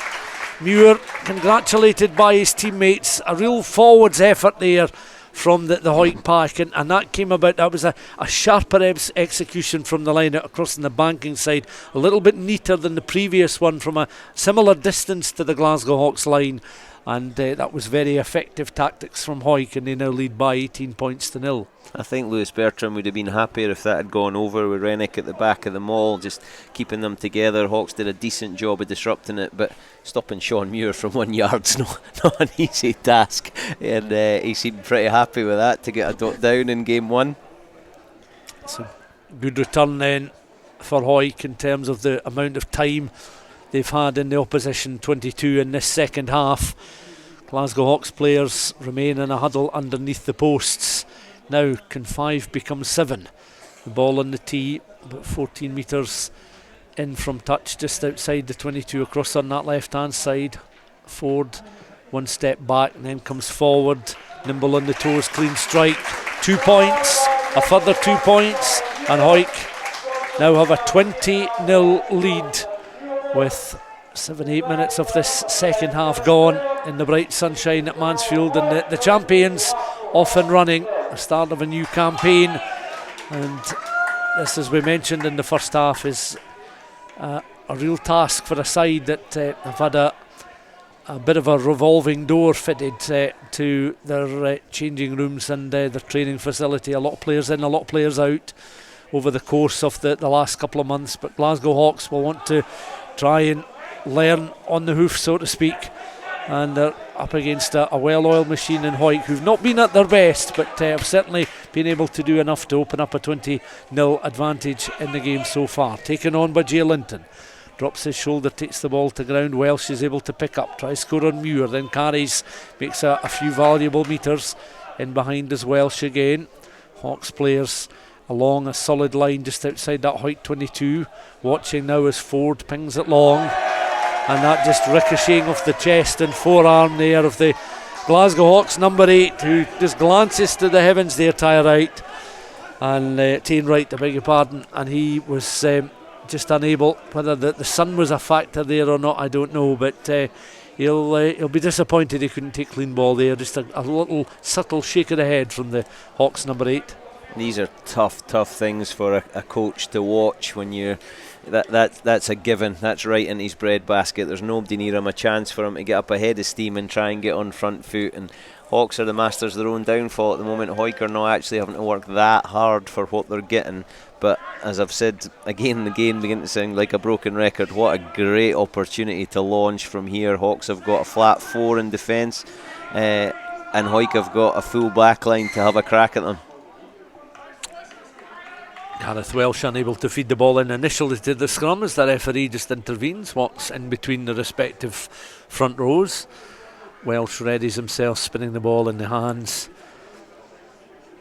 Mike Downer's made a good impact on the Hawks scrum. They were really struggling when Irvin was on, and coming off after round about 20 minutes, he certainly evened things up a bit and disrupting things. Nicky Little's going to have to earn his crust here. Yeah, and that was a change that came sort of midway through the first half, changing the complexion of the game. Another change was, of course, the departure of Charlie Welsh, the starting fullback for Hawick, sustaining what looked to be a muscle injury. Glasgow Hawks then penalised before they could get a fully completed scrummage, and now with 2 tries on the board, Welsh just signals to Ford to go to the corner, and this again providing a throw in a platform stand side down to our right hand side as we watch, and Fraser Rennick's already been pretty much in this position so far in this second half. 2 lineouts, the second of which created that second Hawick try, finished off by Sean Muir. That was a good bit of officiating there. The referee couldn't see the far side of the scrum, but Grant Denham called loose head coming in, and he changed it from a reset to a penalty, and it was absolutely the right decision. And now Hawick have got a chance to get another 5 here. They really should, with the way they've been executing so far. Well, Linton is able to win the ball in the line and feed it immediately back to Rennick. Rennick has it now. Welsh makes himself available. Rennick is wrapped in the tackle. The Glasgow Hawks lock forwards are trying to haul the Hawick hooker to the deck at the moment inside that Glasgow Hawks 22. But it's been mopped up there, and Hawick able to recycle ball. Sean Fairbairn was in good position just to ensure Hawick maintained possession of the ball. Taken on this time by Dalton Redpath. Hawks again organising their defence just along their own 5 metre line just now. Hawick playing to the posts to our right hand side. 20 points to 0 in front, but it's turnover ball, and Hawick are now watching as Glasgow Hawks trying to engineer a way out of their 22 just now. Desperate calls there from Ryan Flett as he ended up upside down, and Hawick have won possession back inside the 22. The advantage with the home side at the moment, so no exit opportunity in the short period that Hawks had possession inside the 22. Back it comes through the hands of Little. Deft touch there on towards Dalton Redpath. Ball again bobbling about on the deck. Hawks dropping players onto the ball, but they've knocked forward, signalling the referee. And back they will come for another set play, and the untidy aspect of the play, I was going to say from both sides, but has to be said more so from Hawks in this second half, has continued. And again, Bruce, no opportunity there for them. It seemed to ease their way out of their own 22. It was total lack of understanding. They got a turnover, there's absolutely no need to panic, and then they go straight to their 13, who's completely isolated, and he gets a double hit and knocks the ball on, and Hawick should have capitalised on that. If I could teach an old dog a new trick, I'd love to see Sean Muir just tip the ball on, because he's bringing 2 defenders to him. That outside player could really make some inroads and possibly just go right through a gap, because Sean Muir's just sucking defenders towards him. But you could see on the Hawick turnover, players getting in position early. Jay Linton came to the 15 metre line just desperate to get the ball there, but because it was fumbled he didn't get it. I'm banking on Hawick backline scoring here. I'd like Jay Linton to leave it alone and let the backs have a crack at this. Just looking on at the sides as Hawick feeding the ball into the scrum, it looks as if David Irvin has come back on the field of play along with Max Crumlish. So a couple of replaces as Glasgow Hawks now just trying to slow up the busy Gareth Welsh. The Hawick scrum half just picked up at the base. Rennick then goes to try and drive deeper into Glasgow Hawks 22. It's pick and go once more. Hawick again looking to reorganise. 5 metres from the line. Armstrong touch, just maybe letting him down just ever so slightly on this occasion, because it was just in behind Morgan Tate. It's allowing Glasgow Hawks to pick up that loose ball. They're up towards the edge of their own 22 at the moment. If you're just joining us, it's Hawick 20, Glasgow Hawks 0, approaching the midway point in the second half, and Hawks through Liam Brims, a high up and under, And again, Hawick looking to read that. Bailey Donaldson, a replacement in that first half for Charlie Welsh. Donaldson reading the high up and under and taken on now by Gareth Welsh. The scrum half finds Rennick. Play around that 10-metre line inside the Glasgow Hawks half of the field, relatively central. Welsh goes in again, has a look towards the left-hand side. Muir takes it on. Deft left foot kick this time by Ford was required. Put maybe a little bit too much on that, but it bounces and Hawks have got players back in their bottom right-hand corner, looking to face up the players in dark green jerseys, the dark green uniforms swarming over them just at the moment. Hawks though again looking to try and find an exit inside the 22. Back it comes then to Brims, takes a few steps, launches it right footed downfield, not a touch finder though. 3 players in deep lying positions, but it's inside the Glasgow Hawks half of the field. All the Hawick team inside the Hawks half. The deepest of them was Morgan Tate, who tries to escape the attentions of those in front of them in red and white. Taken on again by Hawick down this right hand side. Nice bit of play there by Dalton Redpath, on towards his lock forward partner there in Callum Rennick into the 22. It's untidy stuff here. Dalton Redpath as a Glasgow Hawks player literally wrapped round his ankles just now as he gets back to his feet. It was Liam Brims in fact. Nicky Little takes the ball in, solid collision there, picked up by Sean Muir, and Muir finishes off his tight head partner. Created a half opening for Sean Muir. 2 tries in the space of less than 10 minutes. He flings the ball in the direction of his fly half Kirk Ford, and you have to say with that score I think the game is now well and truly won. Hawick with a third try of the afternoon. They lead by 25 points to 0 with the conversion to come. I think Hawick dodged one there. Callum Rennick, who I'm going to say now, I think pound for pound is the best player in the league. The kid is all over the place and he just looks hungry for work. But he carried the ball into contact, looked like he dropped it and then he pulled it back in. Ref just seemed to allow play to go on, but fair play to Sean Muir. Talking about Lee Armstrong playing what's in front of him, same idea but different situation. He's not in the wide channels looking to distribute the ball and throwing dummies. He looks up, there's nobody guarding the ruck, and he goes. That one by the end of tonight will be from the halfway line, I would have thought. But what a great try. And Hawick are playing at tempo. Hawks are just being I said it earlier, the masters of their own downfall. Kirk Ford's stroking over penalties and conversions with ease, and I would imagine Hawick now are targeting Hawks to score 0, and they need to get the bonus point and really send a statement to the other teams in the league from day one. Do you begin to think about filing this result under routine if it carries on the way it's been going? I mean, we've 23 minutes of the second half left to play, so you're looking at Hawick, as you say, Bruce, 1 try away from a bonus point victory at home on the opening weekend. Maybe that's the minimum they were looking for. Certainly victory would be the minimum they were looking for. It would be interesting to know what they set out at the start. It's always hard to tell against a side like Hawks when it's so thrown together. You never know, they might just click today. They really haven't. But if they can ensure that Hawks get 0 and they can pick up a bonus point, I wouldn't file it under routine. I think it's got to be statement. I think they should be looking now at 2, possibly 3 more tries with the 20 minutes they've got to go, because this Hawks side although they've just brought a little bit of intensity, they're looking a bit tired and forlorn to me.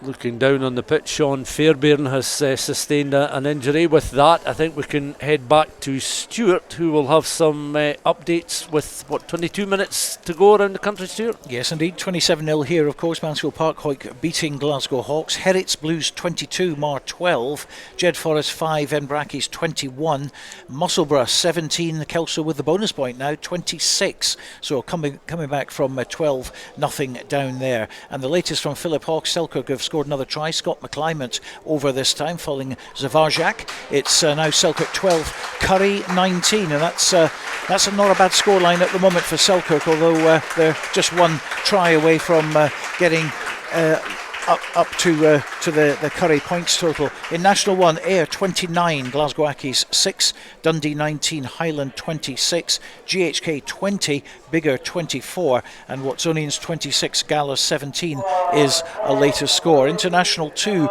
Aberdeen Grammar 12, Stirling County 47, Berwick 10, Stewart's Melville 15, Kirkcaldy 0, Lasswade 10 is a later score, Newton Stewart 14, Falkirk 17, and into National 3, 3, it's Cartha 12, it's Preston Lodge 42, and Howe 5 14, Hamilton 7. They're all latest scores.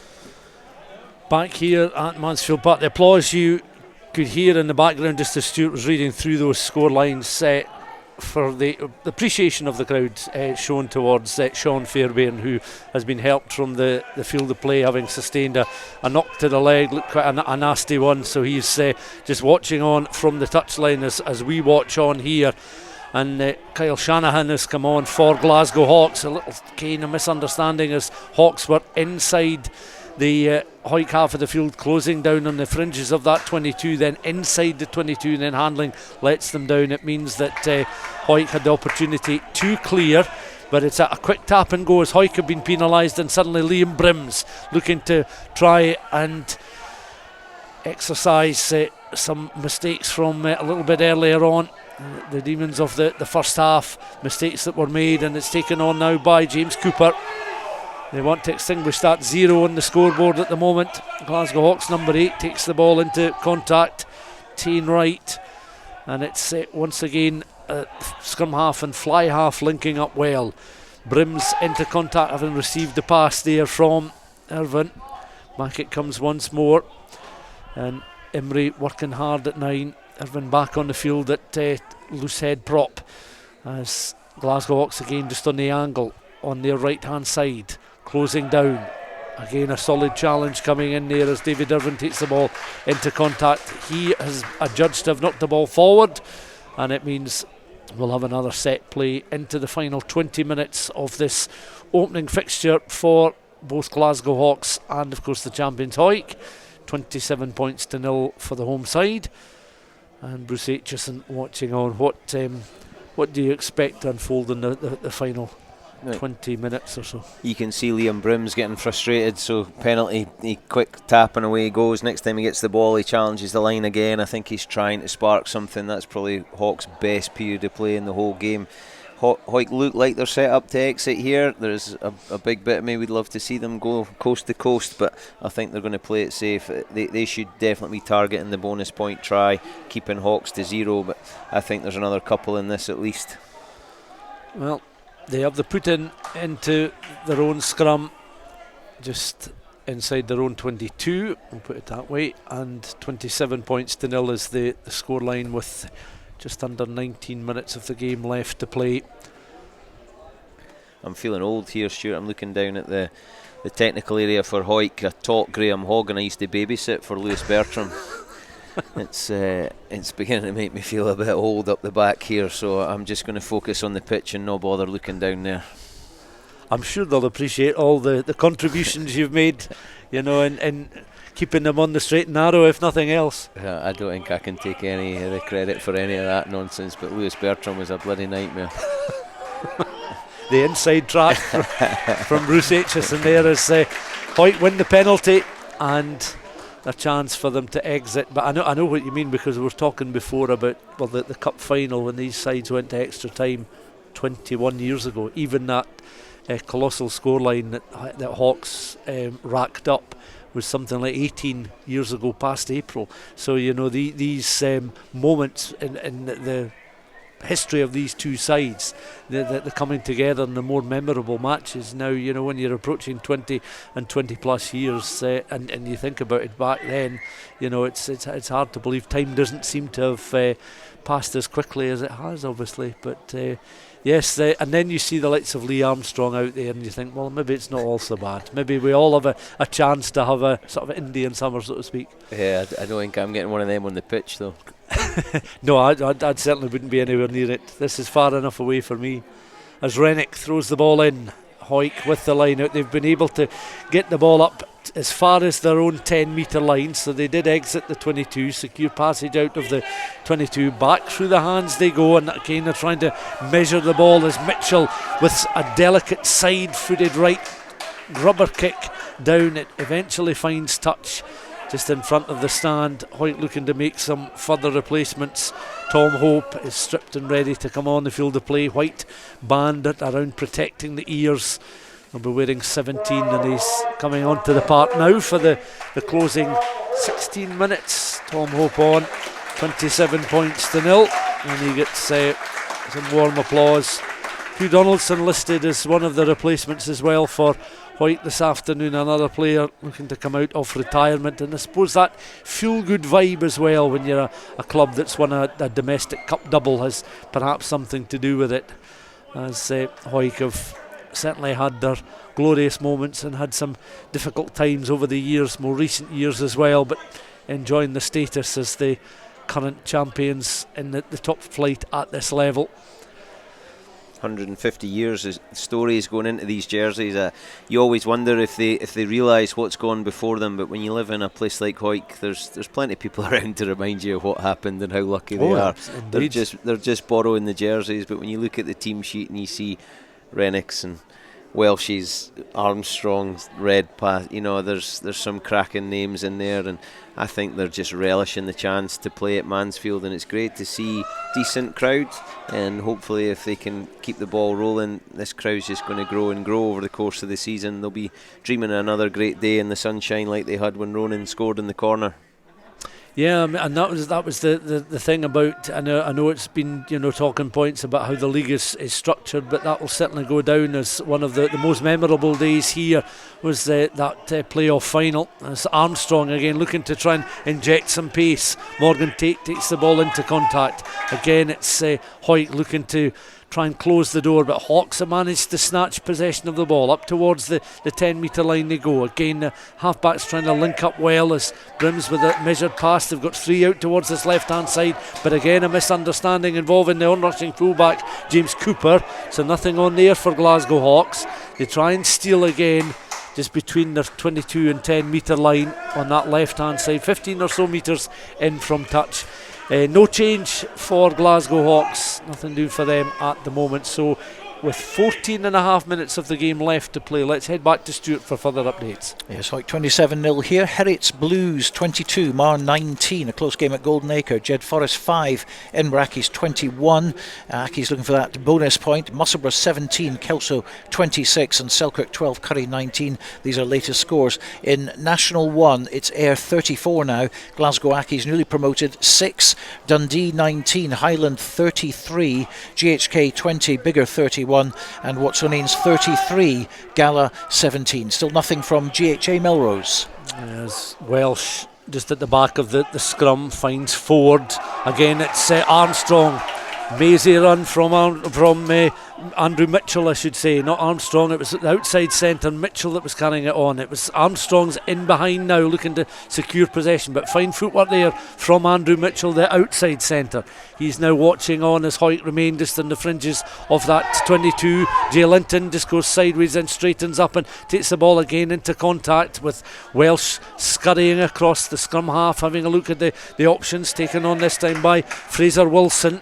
Lock forward, Welsh has it once more, on in towards Ford, flat pass there, Rennick couldn't gather, stolen by Glasgow Hawks. Again, Hawks players picking up the scraps, become isolated figures quite quickly, but looking to try and escape from the 22 just now.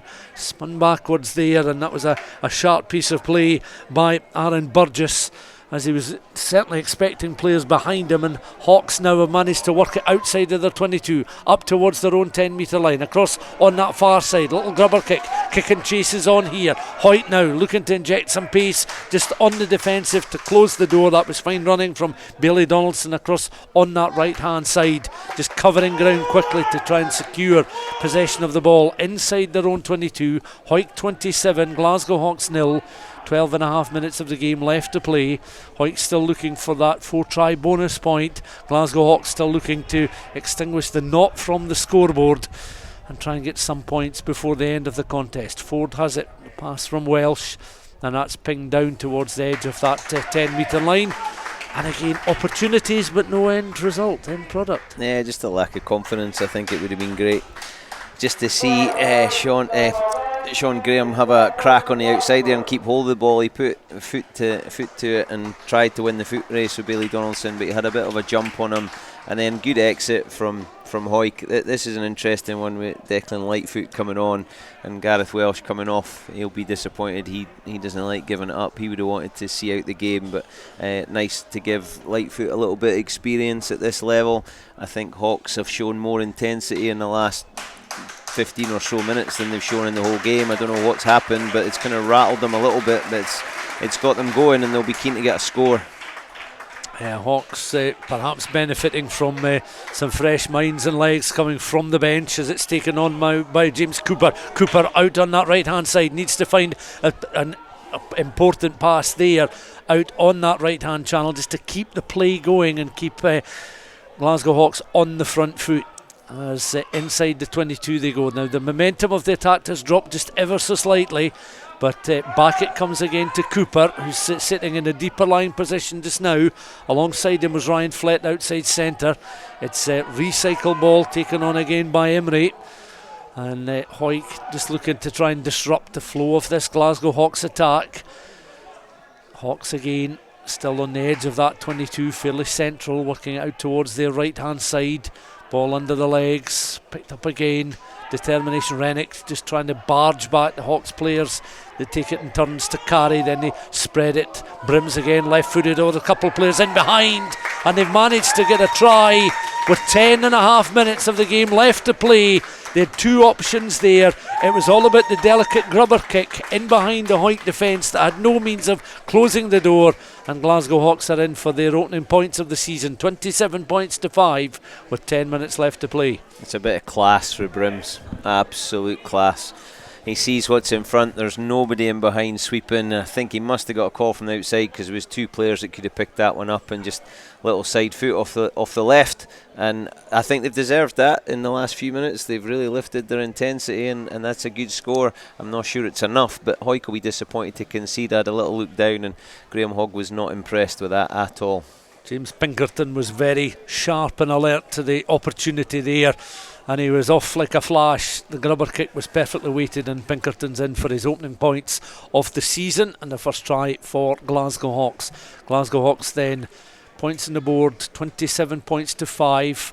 Brims looking to add the extras with the conversion attempt. He does with no great difficulties at all, 27 points to 7, so that just changes the look of the scoreboard ever so slightly, but that's a morale boosting score for Glasgow Hawks' point of view, and again maybe illustrating the point you made just a few moments ago, Bruce, that they have looked a slightly more organised, sharper, more dangerous outfit in the last 10 minutes or so. Brims just seems to have stepped up, and the rest have taken a lead. Andrew Hill said that he didn't make him captain because he thinks he should be instructing things anyway with number 10 on his back, but he's really taken a great lead, and Hawick have made a rod for their own back here because they should have been way out of sight, and now Hawks danders up and they're beginning to carry a bit stronger. They're getting numbers to the breakdown. There seems to be a bit more of a buzz about them, and Hawick are just going to have to settle down here because they want to get this bonus point.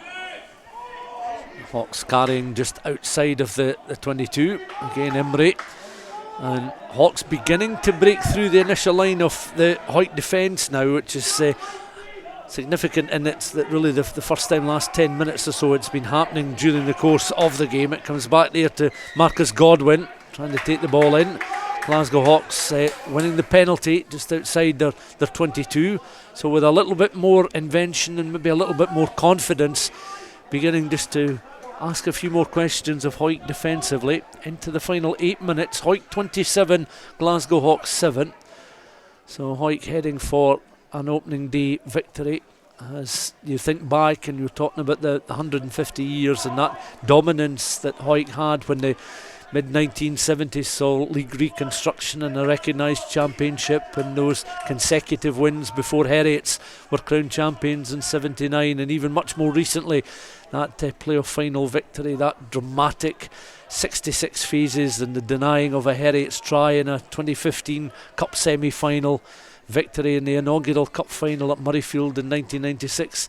Memories in more recent times will be quite sweet for a lot of these Hawick supporters, and many of these players, as you say, Bruce, will have heard all about that if they haven't experienced it. Well, a lot of them would have been there as ball boys and mascots and all sorts, and I tell you what, Hawks are going to be okay this season if they can get on the same page as Emery and Brims, because as a 9 and 10 partnership they look very, very sharp, and that they're ready to take the game to the opposition. I think they just need the other 13 of them to join them, because the two of them have got it. That was a great bit of play for Emery, just to throw it all the way to 12 after a bit of scrappy line out. And here's a chance, centre field scrum. Time's ticking. Why not throw it at it? You've won the game. They need to get the bonus point. They're loaded up here. I'd love to see Lee Armstrong get his paws on the ball. Well, as Hawick ready themselves for the scrum, we'll head back with about 6.5 minutes left to play around the country. Stuart has further updates. Yeah, Jed Forest 5, Embrackis 24 latest, Musselburgh 24, Kelso 26, Selkirk 12, Curry 26. Linton did well to set Hawick on their way. Again, it's prodded, left-footed down towards that left-hand corner, but Hawks looking to return it with a little bit of interest. Ford underneath it. Armstrong looks for the cross-field right-footed kick, and again that bounces once, twice, not quite finding touch. Hawks had players covering ground across on that right-hand side between the 10 and 22 on the Glasgow Hawks right. Remember, they're playing from right to left in this second half. They scoop the ball up and again with determination try and gain some ground up towards that 10-metre line. 27 points to 7, 5.5 minutes of the game left to play. An awkward bounce, but it's been taken on well by the open side flanker there, and suddenly Glasgow Hawks with determination up towards the edge of the halfway line. JP Thompson there was very mindful of the bounce of the ball and latched onto it. Little misunderstanding involving Brims. Jay Linton's away. The referee's going to bring play back, though. Bruce called that perfectly as Linton running almost half the length of the pitch. Then you hear a chorus of boos. Hawick knocking the ball forward just close towards halfway. Linton then hands and hips looking back. Perhaps he felt in the back of his mind that that was going to deny him the try scoring opportunity, but back he comes, a knock on. Stuart, I think you've got some more scores. Yeah, latest scores at the moment. National 1, Ayr 34, Glasgow Accies 11, Dundee 19, Highland running away with it now 47, GHK 32, Biggar 31. That's a big comeback from GHK at the moment. Watsonians 45, Gala 17, and International 2, and would you believe Berwick have come back from 12-0 down to lead 22-15 and get a try bonus. Aberdeen Grammar 17, Stirling 52, Newton Stewart 14, Falkirk 31, Peebles 22 now with a bonus point, Gordonians 14, and that's in National. And in National 3, Cartha Queen's Park 12, Preston Lodge 47. Also Howe 5-14, Hamilton 7 is a latest score. So some interesting last 5 minutes or so in some of those games. 4 to go here, Bruce Aitchison. Stuart, just a nice wee bit there. Jay Linton's run away 50 metres to score what he thought was his try, and he gets called back, but rather than throw the ball away or do anything stupid, he walks back and he gives it to Emery to get the game started. That's an excellent little bit of what we should have in this game, of respect towards your opponent. Well played, Jay Linton. I'm really proud of you for that. Yeah, just discipline, just keeping the head, just discipline, and ultimately he'd be disappointed that he was denied the score, but showing some discipline there, and 27-7 the scoreline remains. Great chance for Hawks here to launch. Brims has been all over it. The last 25 minutes he's just lifted the standard of his whole team with his actions. I'm not sure what he said, but by his actions he's just lifted the intensity. He's made it easier for Emery inside him because he's just taken the game with the scruff of the neck. It'll be interesting to see what he does here, because the backline look like they're loaded to launch. So the improvement perhaps evident during the course of the near 80 minutes for Glasgow Hawks, and there is a fine line here for Sam Graham down the heart of the pitch. Needed the offload. Graham still has it up into the 22. Real injection of pace there from Glasgow Hawks. Again, the half-backs looking to spread the ball out towards the right-hand side. Cooper occupying some space out on the right, the full-back. But again, an illustration of a better understanding of those in the backs through the midfield. And Hawick penalised on the edge of the 22 in a central position. Glasgow Hawks certainly showing signs of a side that are finishing this game well. A high challenge penalised by our match referee. 27-7 the scoreline, 2.5 minutes to go, and Glasgow Hawks sensing another opportunity to get points on the board. That was a bit of class for Emery at 9. Absolute class. His old man played for Stirling County for about 100 years. He'll be really, really proud of him because he's come down with his county hoodie on and his Hawks jersey on, supporting his boy. But he timed that pass beautifully, and away they go. And Brims ships the ball to the width after Graham probably could have given the ball. But this is much better from Hawks, and it's probably as good as anything as a test for Hawick's defence, but they'll be really disappointed if they don't pick up a try bonus in this game, because they really should have had it wrapped up after about an hour. Well, the throw in towards the front of the line, so again well executed, and Paul Cairncross now peels off towards the left hand side, but are Hawks going to do enough to score? They can't quite get the ball out to Cairncross, who was occupying some space. The referee is going to his pocket and he brandishes a yellow card with 90 seconds of the game left to play, and I think that was maybe just a deliberate knock on there, denying the opportunity for Glasgow Hawks, who are peppering the line once more. And Morgan Tate was just occupying some space on that right hand side. That was a deliberate knockdown, but we can see Glasgow Hawks at the moment again trying to steal some space. All eyes on Hawick defensively just now. 27-7 they lead into the final minute of the contest, and the referee does raise the arm, and it's another Glasgow Hawks score with Hawick down a man. Hawks then conceding for a second time in this second half, 27 points to 12 with the kick to come. That's really, really disappointing for Hawick, because they've gone off the boil in the last 15-20 minutes. I feel for Morgan there. It's a reaction. They put in the 2-on-1 pass, he goes for it, knocks it down. It's absolutely the right decision to give him a yellow card. It probably could have been even more costly, because that might have been a try. Fair play to Hawks, tap and go. They kept playing. There didn't look like a lot of structure to it, but they got over the line. I would have liked to have seen them move a little bit closer to the post, but Brims shouldn't have too many issues with this, and you can see the lift that's given to the Hawks players. Hawks then looking to convert for a second time. Brims, that coming back off the upright. It was as if he was kicking a bag of cement there. Didn't really get too much elevation on that one. Undoubtedly a fine kicker, but not one of his best efforts, but very unlucky that the accuracy just coming back off the post. And it's an unconverted score, 27 points to 12 then the scoreline.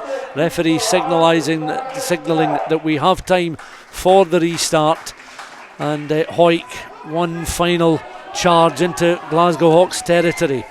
Taken on there, Fergus Bell I think has been awarded the second Glasgow Hawks try, and beg your pardon, it's Fergus Bell on for Hawick, I should say. Sorry, I was just looking down, confusing my notes there. As Fergus Bell on. Who did you have, incidentally, Bruce, as the second Glasgow Hawks try scorer? Did you see who it was? Yeah, I think it was the replacement that had come on, number 18, Kyle Shanahan. It looked like it was him that powered over, and a brilliant moment for Fergus Bell to come on. Hawick youth captain last year. Fraser Rennick goes off. He's not got a huge amount of time on the park, but he's now able to tell people that he played for Hawick in their 150th season on their opening day win against Hawks. It doesn't need to tell him how long he played for.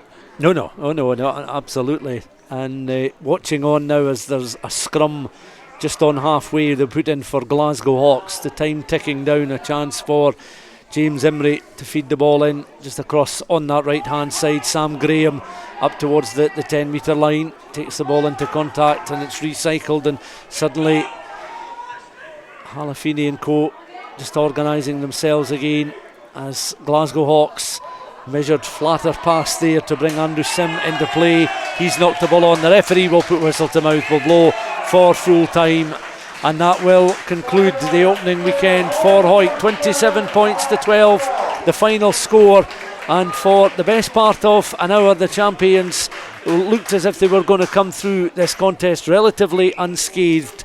2 second half tries scored by their skipper Sean Muir, really opening up what was a 13-0 lead at the interval. It looked insurmountable at that stage then, with Glasgow Hawks facing the onslaught of a Hawick side going for a bonus point try. Hawick unable to get that bonus point. The understanding of the Glasgow Hawks halfbacks absolutely key, as they were able to work their way back into the contest, scoring 2 tries in the closing stages to add some respectability on the scoreboard, and a better understanding of them as a collective group of players.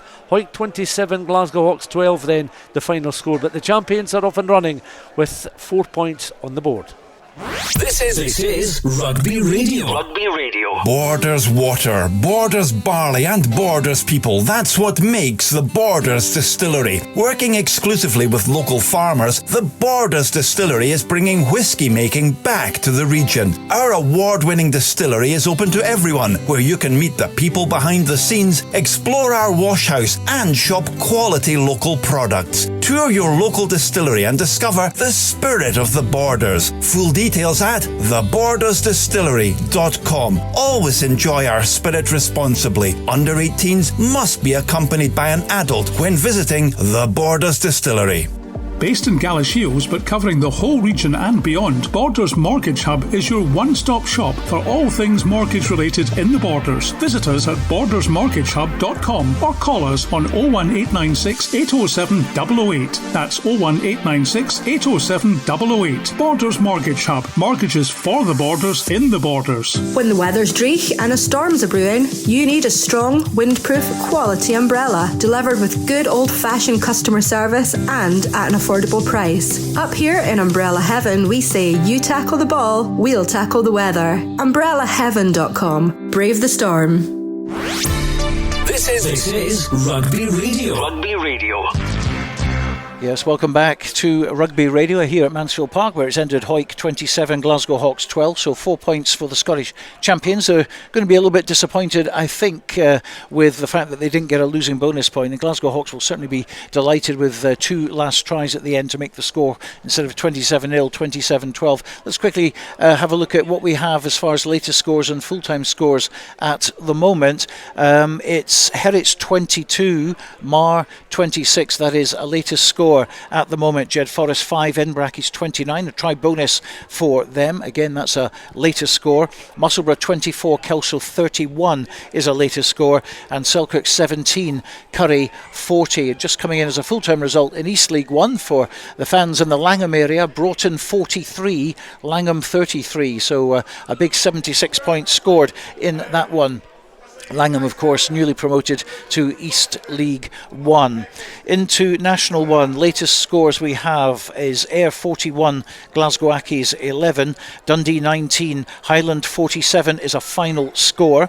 Still waiting on GHA Melrose. GHK 32, Biggar 31. GHK came back to win that, so those who thought that Biggar were going to have an easy time in National 1, well, they've come up against GHK, who have come back to win that one after trailing 24-15 for a lot of the game. So GHK 32, Biggar 31 there. Over at Marside, latest score we have, it's a big one as well. Watsonians 59, Gala 17. International 2 and Berwick have started their campaign with a draw, but they did get the try bonus, which Stuart Melville didn't get. So it's Berwick 22, Stuart Melville 22. We'll be actually at Inverleith next week looking at the Stuart Melville Peebles game, which at the moment, the latest score we have from the Guides, in fact it's a result, it's Peebles 27, it's Gordonians 17, that now confirmed as a full-time result there. Aberdeen Grammar, although they lost by 55 points to 22, a little bit of consolation from them up at Ruberslaw, because they did get the try bonus in the end, which is something Hawick never got here, sadly, for the Mansfield Park faithful. Newton Stewart 14, Falkirk 31. That is a big result on the road for Falkirk. Falkirk finishing third in National 2 last season, Newton Stewart finishing second. Remember, that was an amazing ending to the season on the last day, and the Glasgow Accies needed something like 36 points to win and got it by 1 point in the whole of the season. So Newton Stewart and Falkirk winning that one 31 points to 14. Latest score at Marside, it gets worse for Gala, I'm afraid. It's Watsonian 64, Gala 17. Ross Stanley with the latest try from Watsonians. Into National 3, Cartha 12, Preston Lodge 54 is a latest score.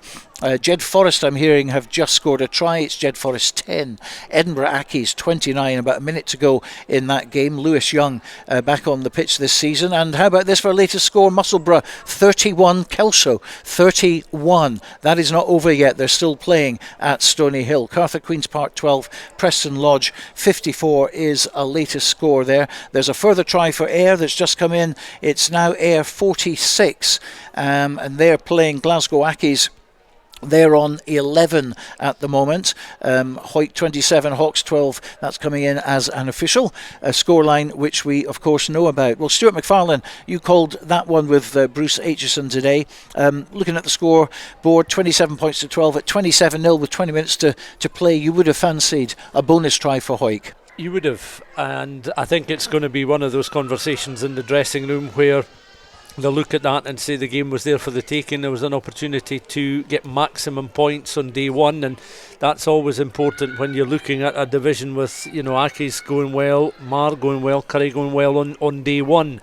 And it's fine margins, I suppose, that at the end of the season will have you top of the pile, and the advantage, going into the playoff games with advantage at home. You're going to have that home advantage, which is all important in terms of the size of the crowd. That's right, and just breaking off there because Heriots have gone in front with a couple of minutes to go. Heriots 29, Heriots Blues of course, Mar 26, so change around there at Golden Acre. But back here again, Hawks struggling clearly in the first half, but a little bit more cohesion in the second, particularly in the last 20 minutes, which we saw of course in the semi-final of the Cup when the game was played. They appeared to be a side that were sort of growing in terms of an understanding and a cohesive unit and a confidence and a sharpness as the game progressed, particularly as the second half progressed. And because we touched on it before, that there have been so many players exiting, so many players coming in, when you have limited hours in a week to get the players together, get some sort of cohesive understanding, you're coming down away from home to face a side that have made very few changes in the last 2 or 3 years and are comfortable at this level, and are certainly one of the sides that have, as we mentioned before, are beneficiaries of the Super Six, and they've sort of worked their way up the table as a consequence of the league reconstruction. Then this is as hard a test as you're going to get, and there's certainly going to be a better outfit after this workout this afternoon, and they will go up the road, I'm sure, and a lot of the conversations will be around the positivity in terms of what they did create in those final 15-20 minutes. Couple of tries for Sean Muir this afternoon. He was certainly a power of strength for Hawick. He was another workmanlike performance from Sean Muir. Maybe didn't have some of the creative edge of the man that's about to join us, who's come out of retirement, but he's certainly looking a picture of health, having played the full 80 minutes. And Stuart, I'm sure, as Bruce will hear from Lee Armstrong in just a moment, we'll find out just what the return to action at Mansfield Park's been like for him. Yes, let's join Bruce Aitchison, who's with Lee Armstrong. Lee, how does that feel? 80 minutes and you're back. I know. Well, I wasn't expecting the weather though. Too hot.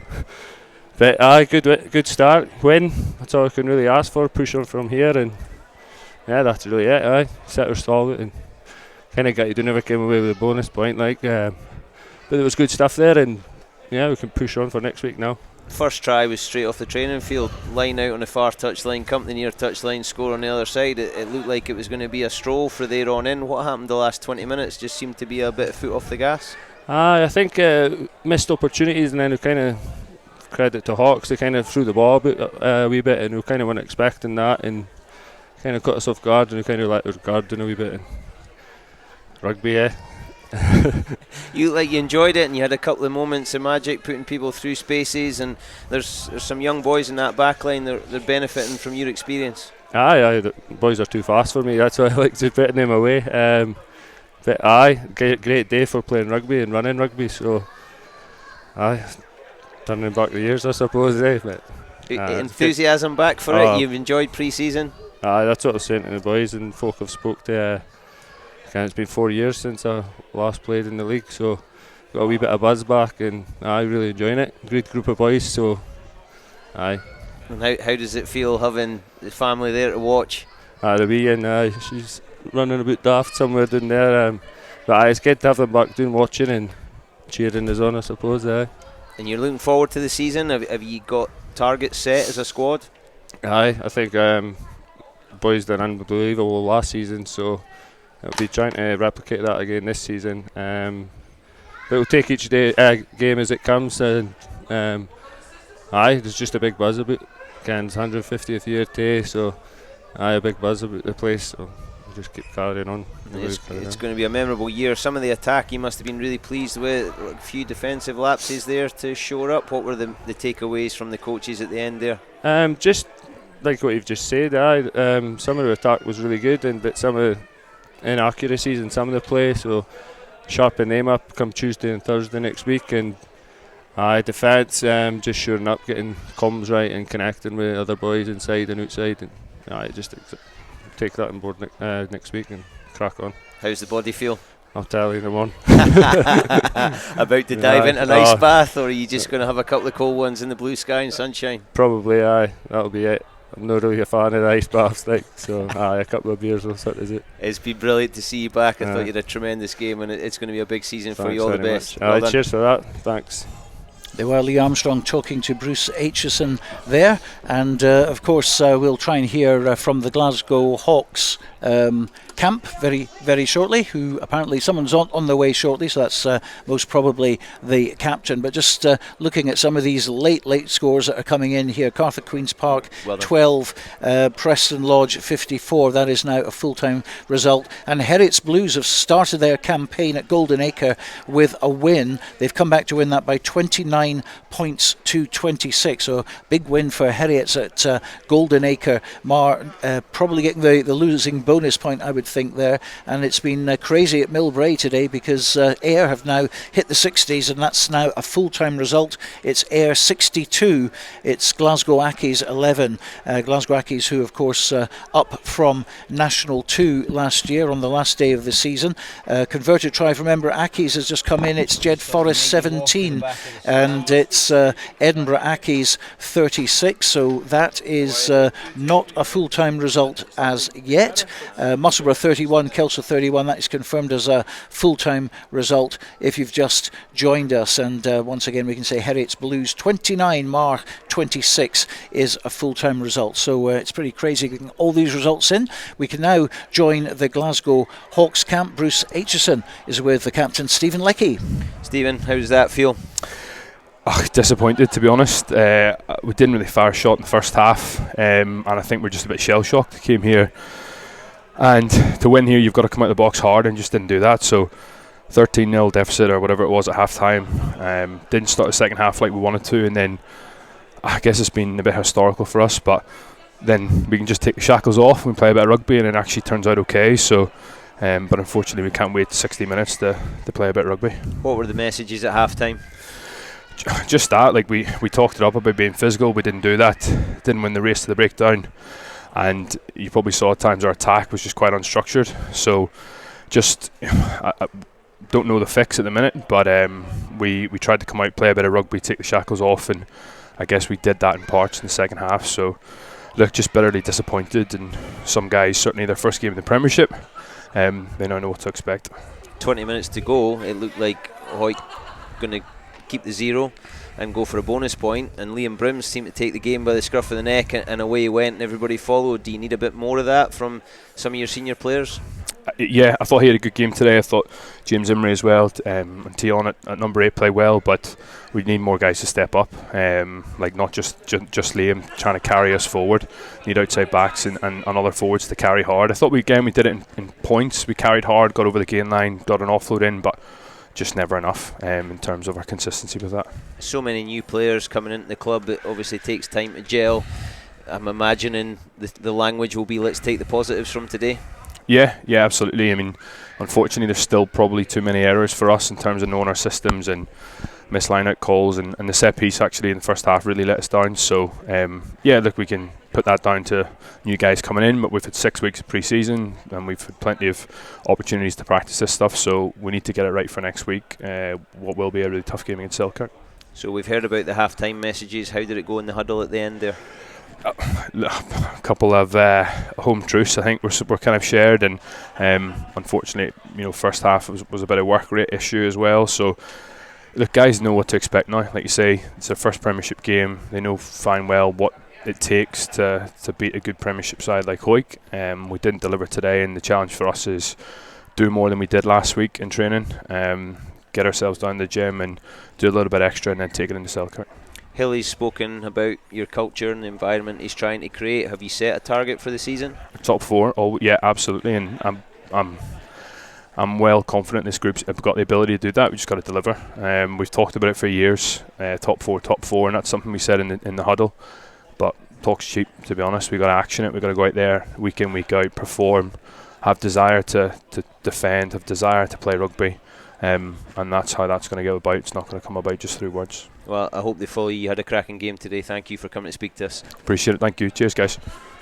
Bruce Aitchison talking to Stephen Leckie, captain of Glasgow Hawks, and they'll go back with the news that they were 27-0 down, but they certainly came good in the first 20 minutes. It wasn't enough, though, to beat Hawick. We've now got the final scores from all the three top divisions, so let's run through these and have a little chat with the boys here. Hawick 27, Glasgow Hawks 12 here at Mansfield Park, so 4 points for the Scottish champions. Heriot's Blues 29, Mar 26, Jed Forest 17, Edinburgh Accies 41, Musselburgh 31, Kelso 31, and Selkirk 12. It was Curry 47. In National 1, final results: Ayr 62, Glasgow Accies 11, Dundee 19, Highland 47, GHA 42, Melrose 26, that's just come in, GHK 32, Bigger 31, and Watsonian scored again, 69, Gala 17, International 2,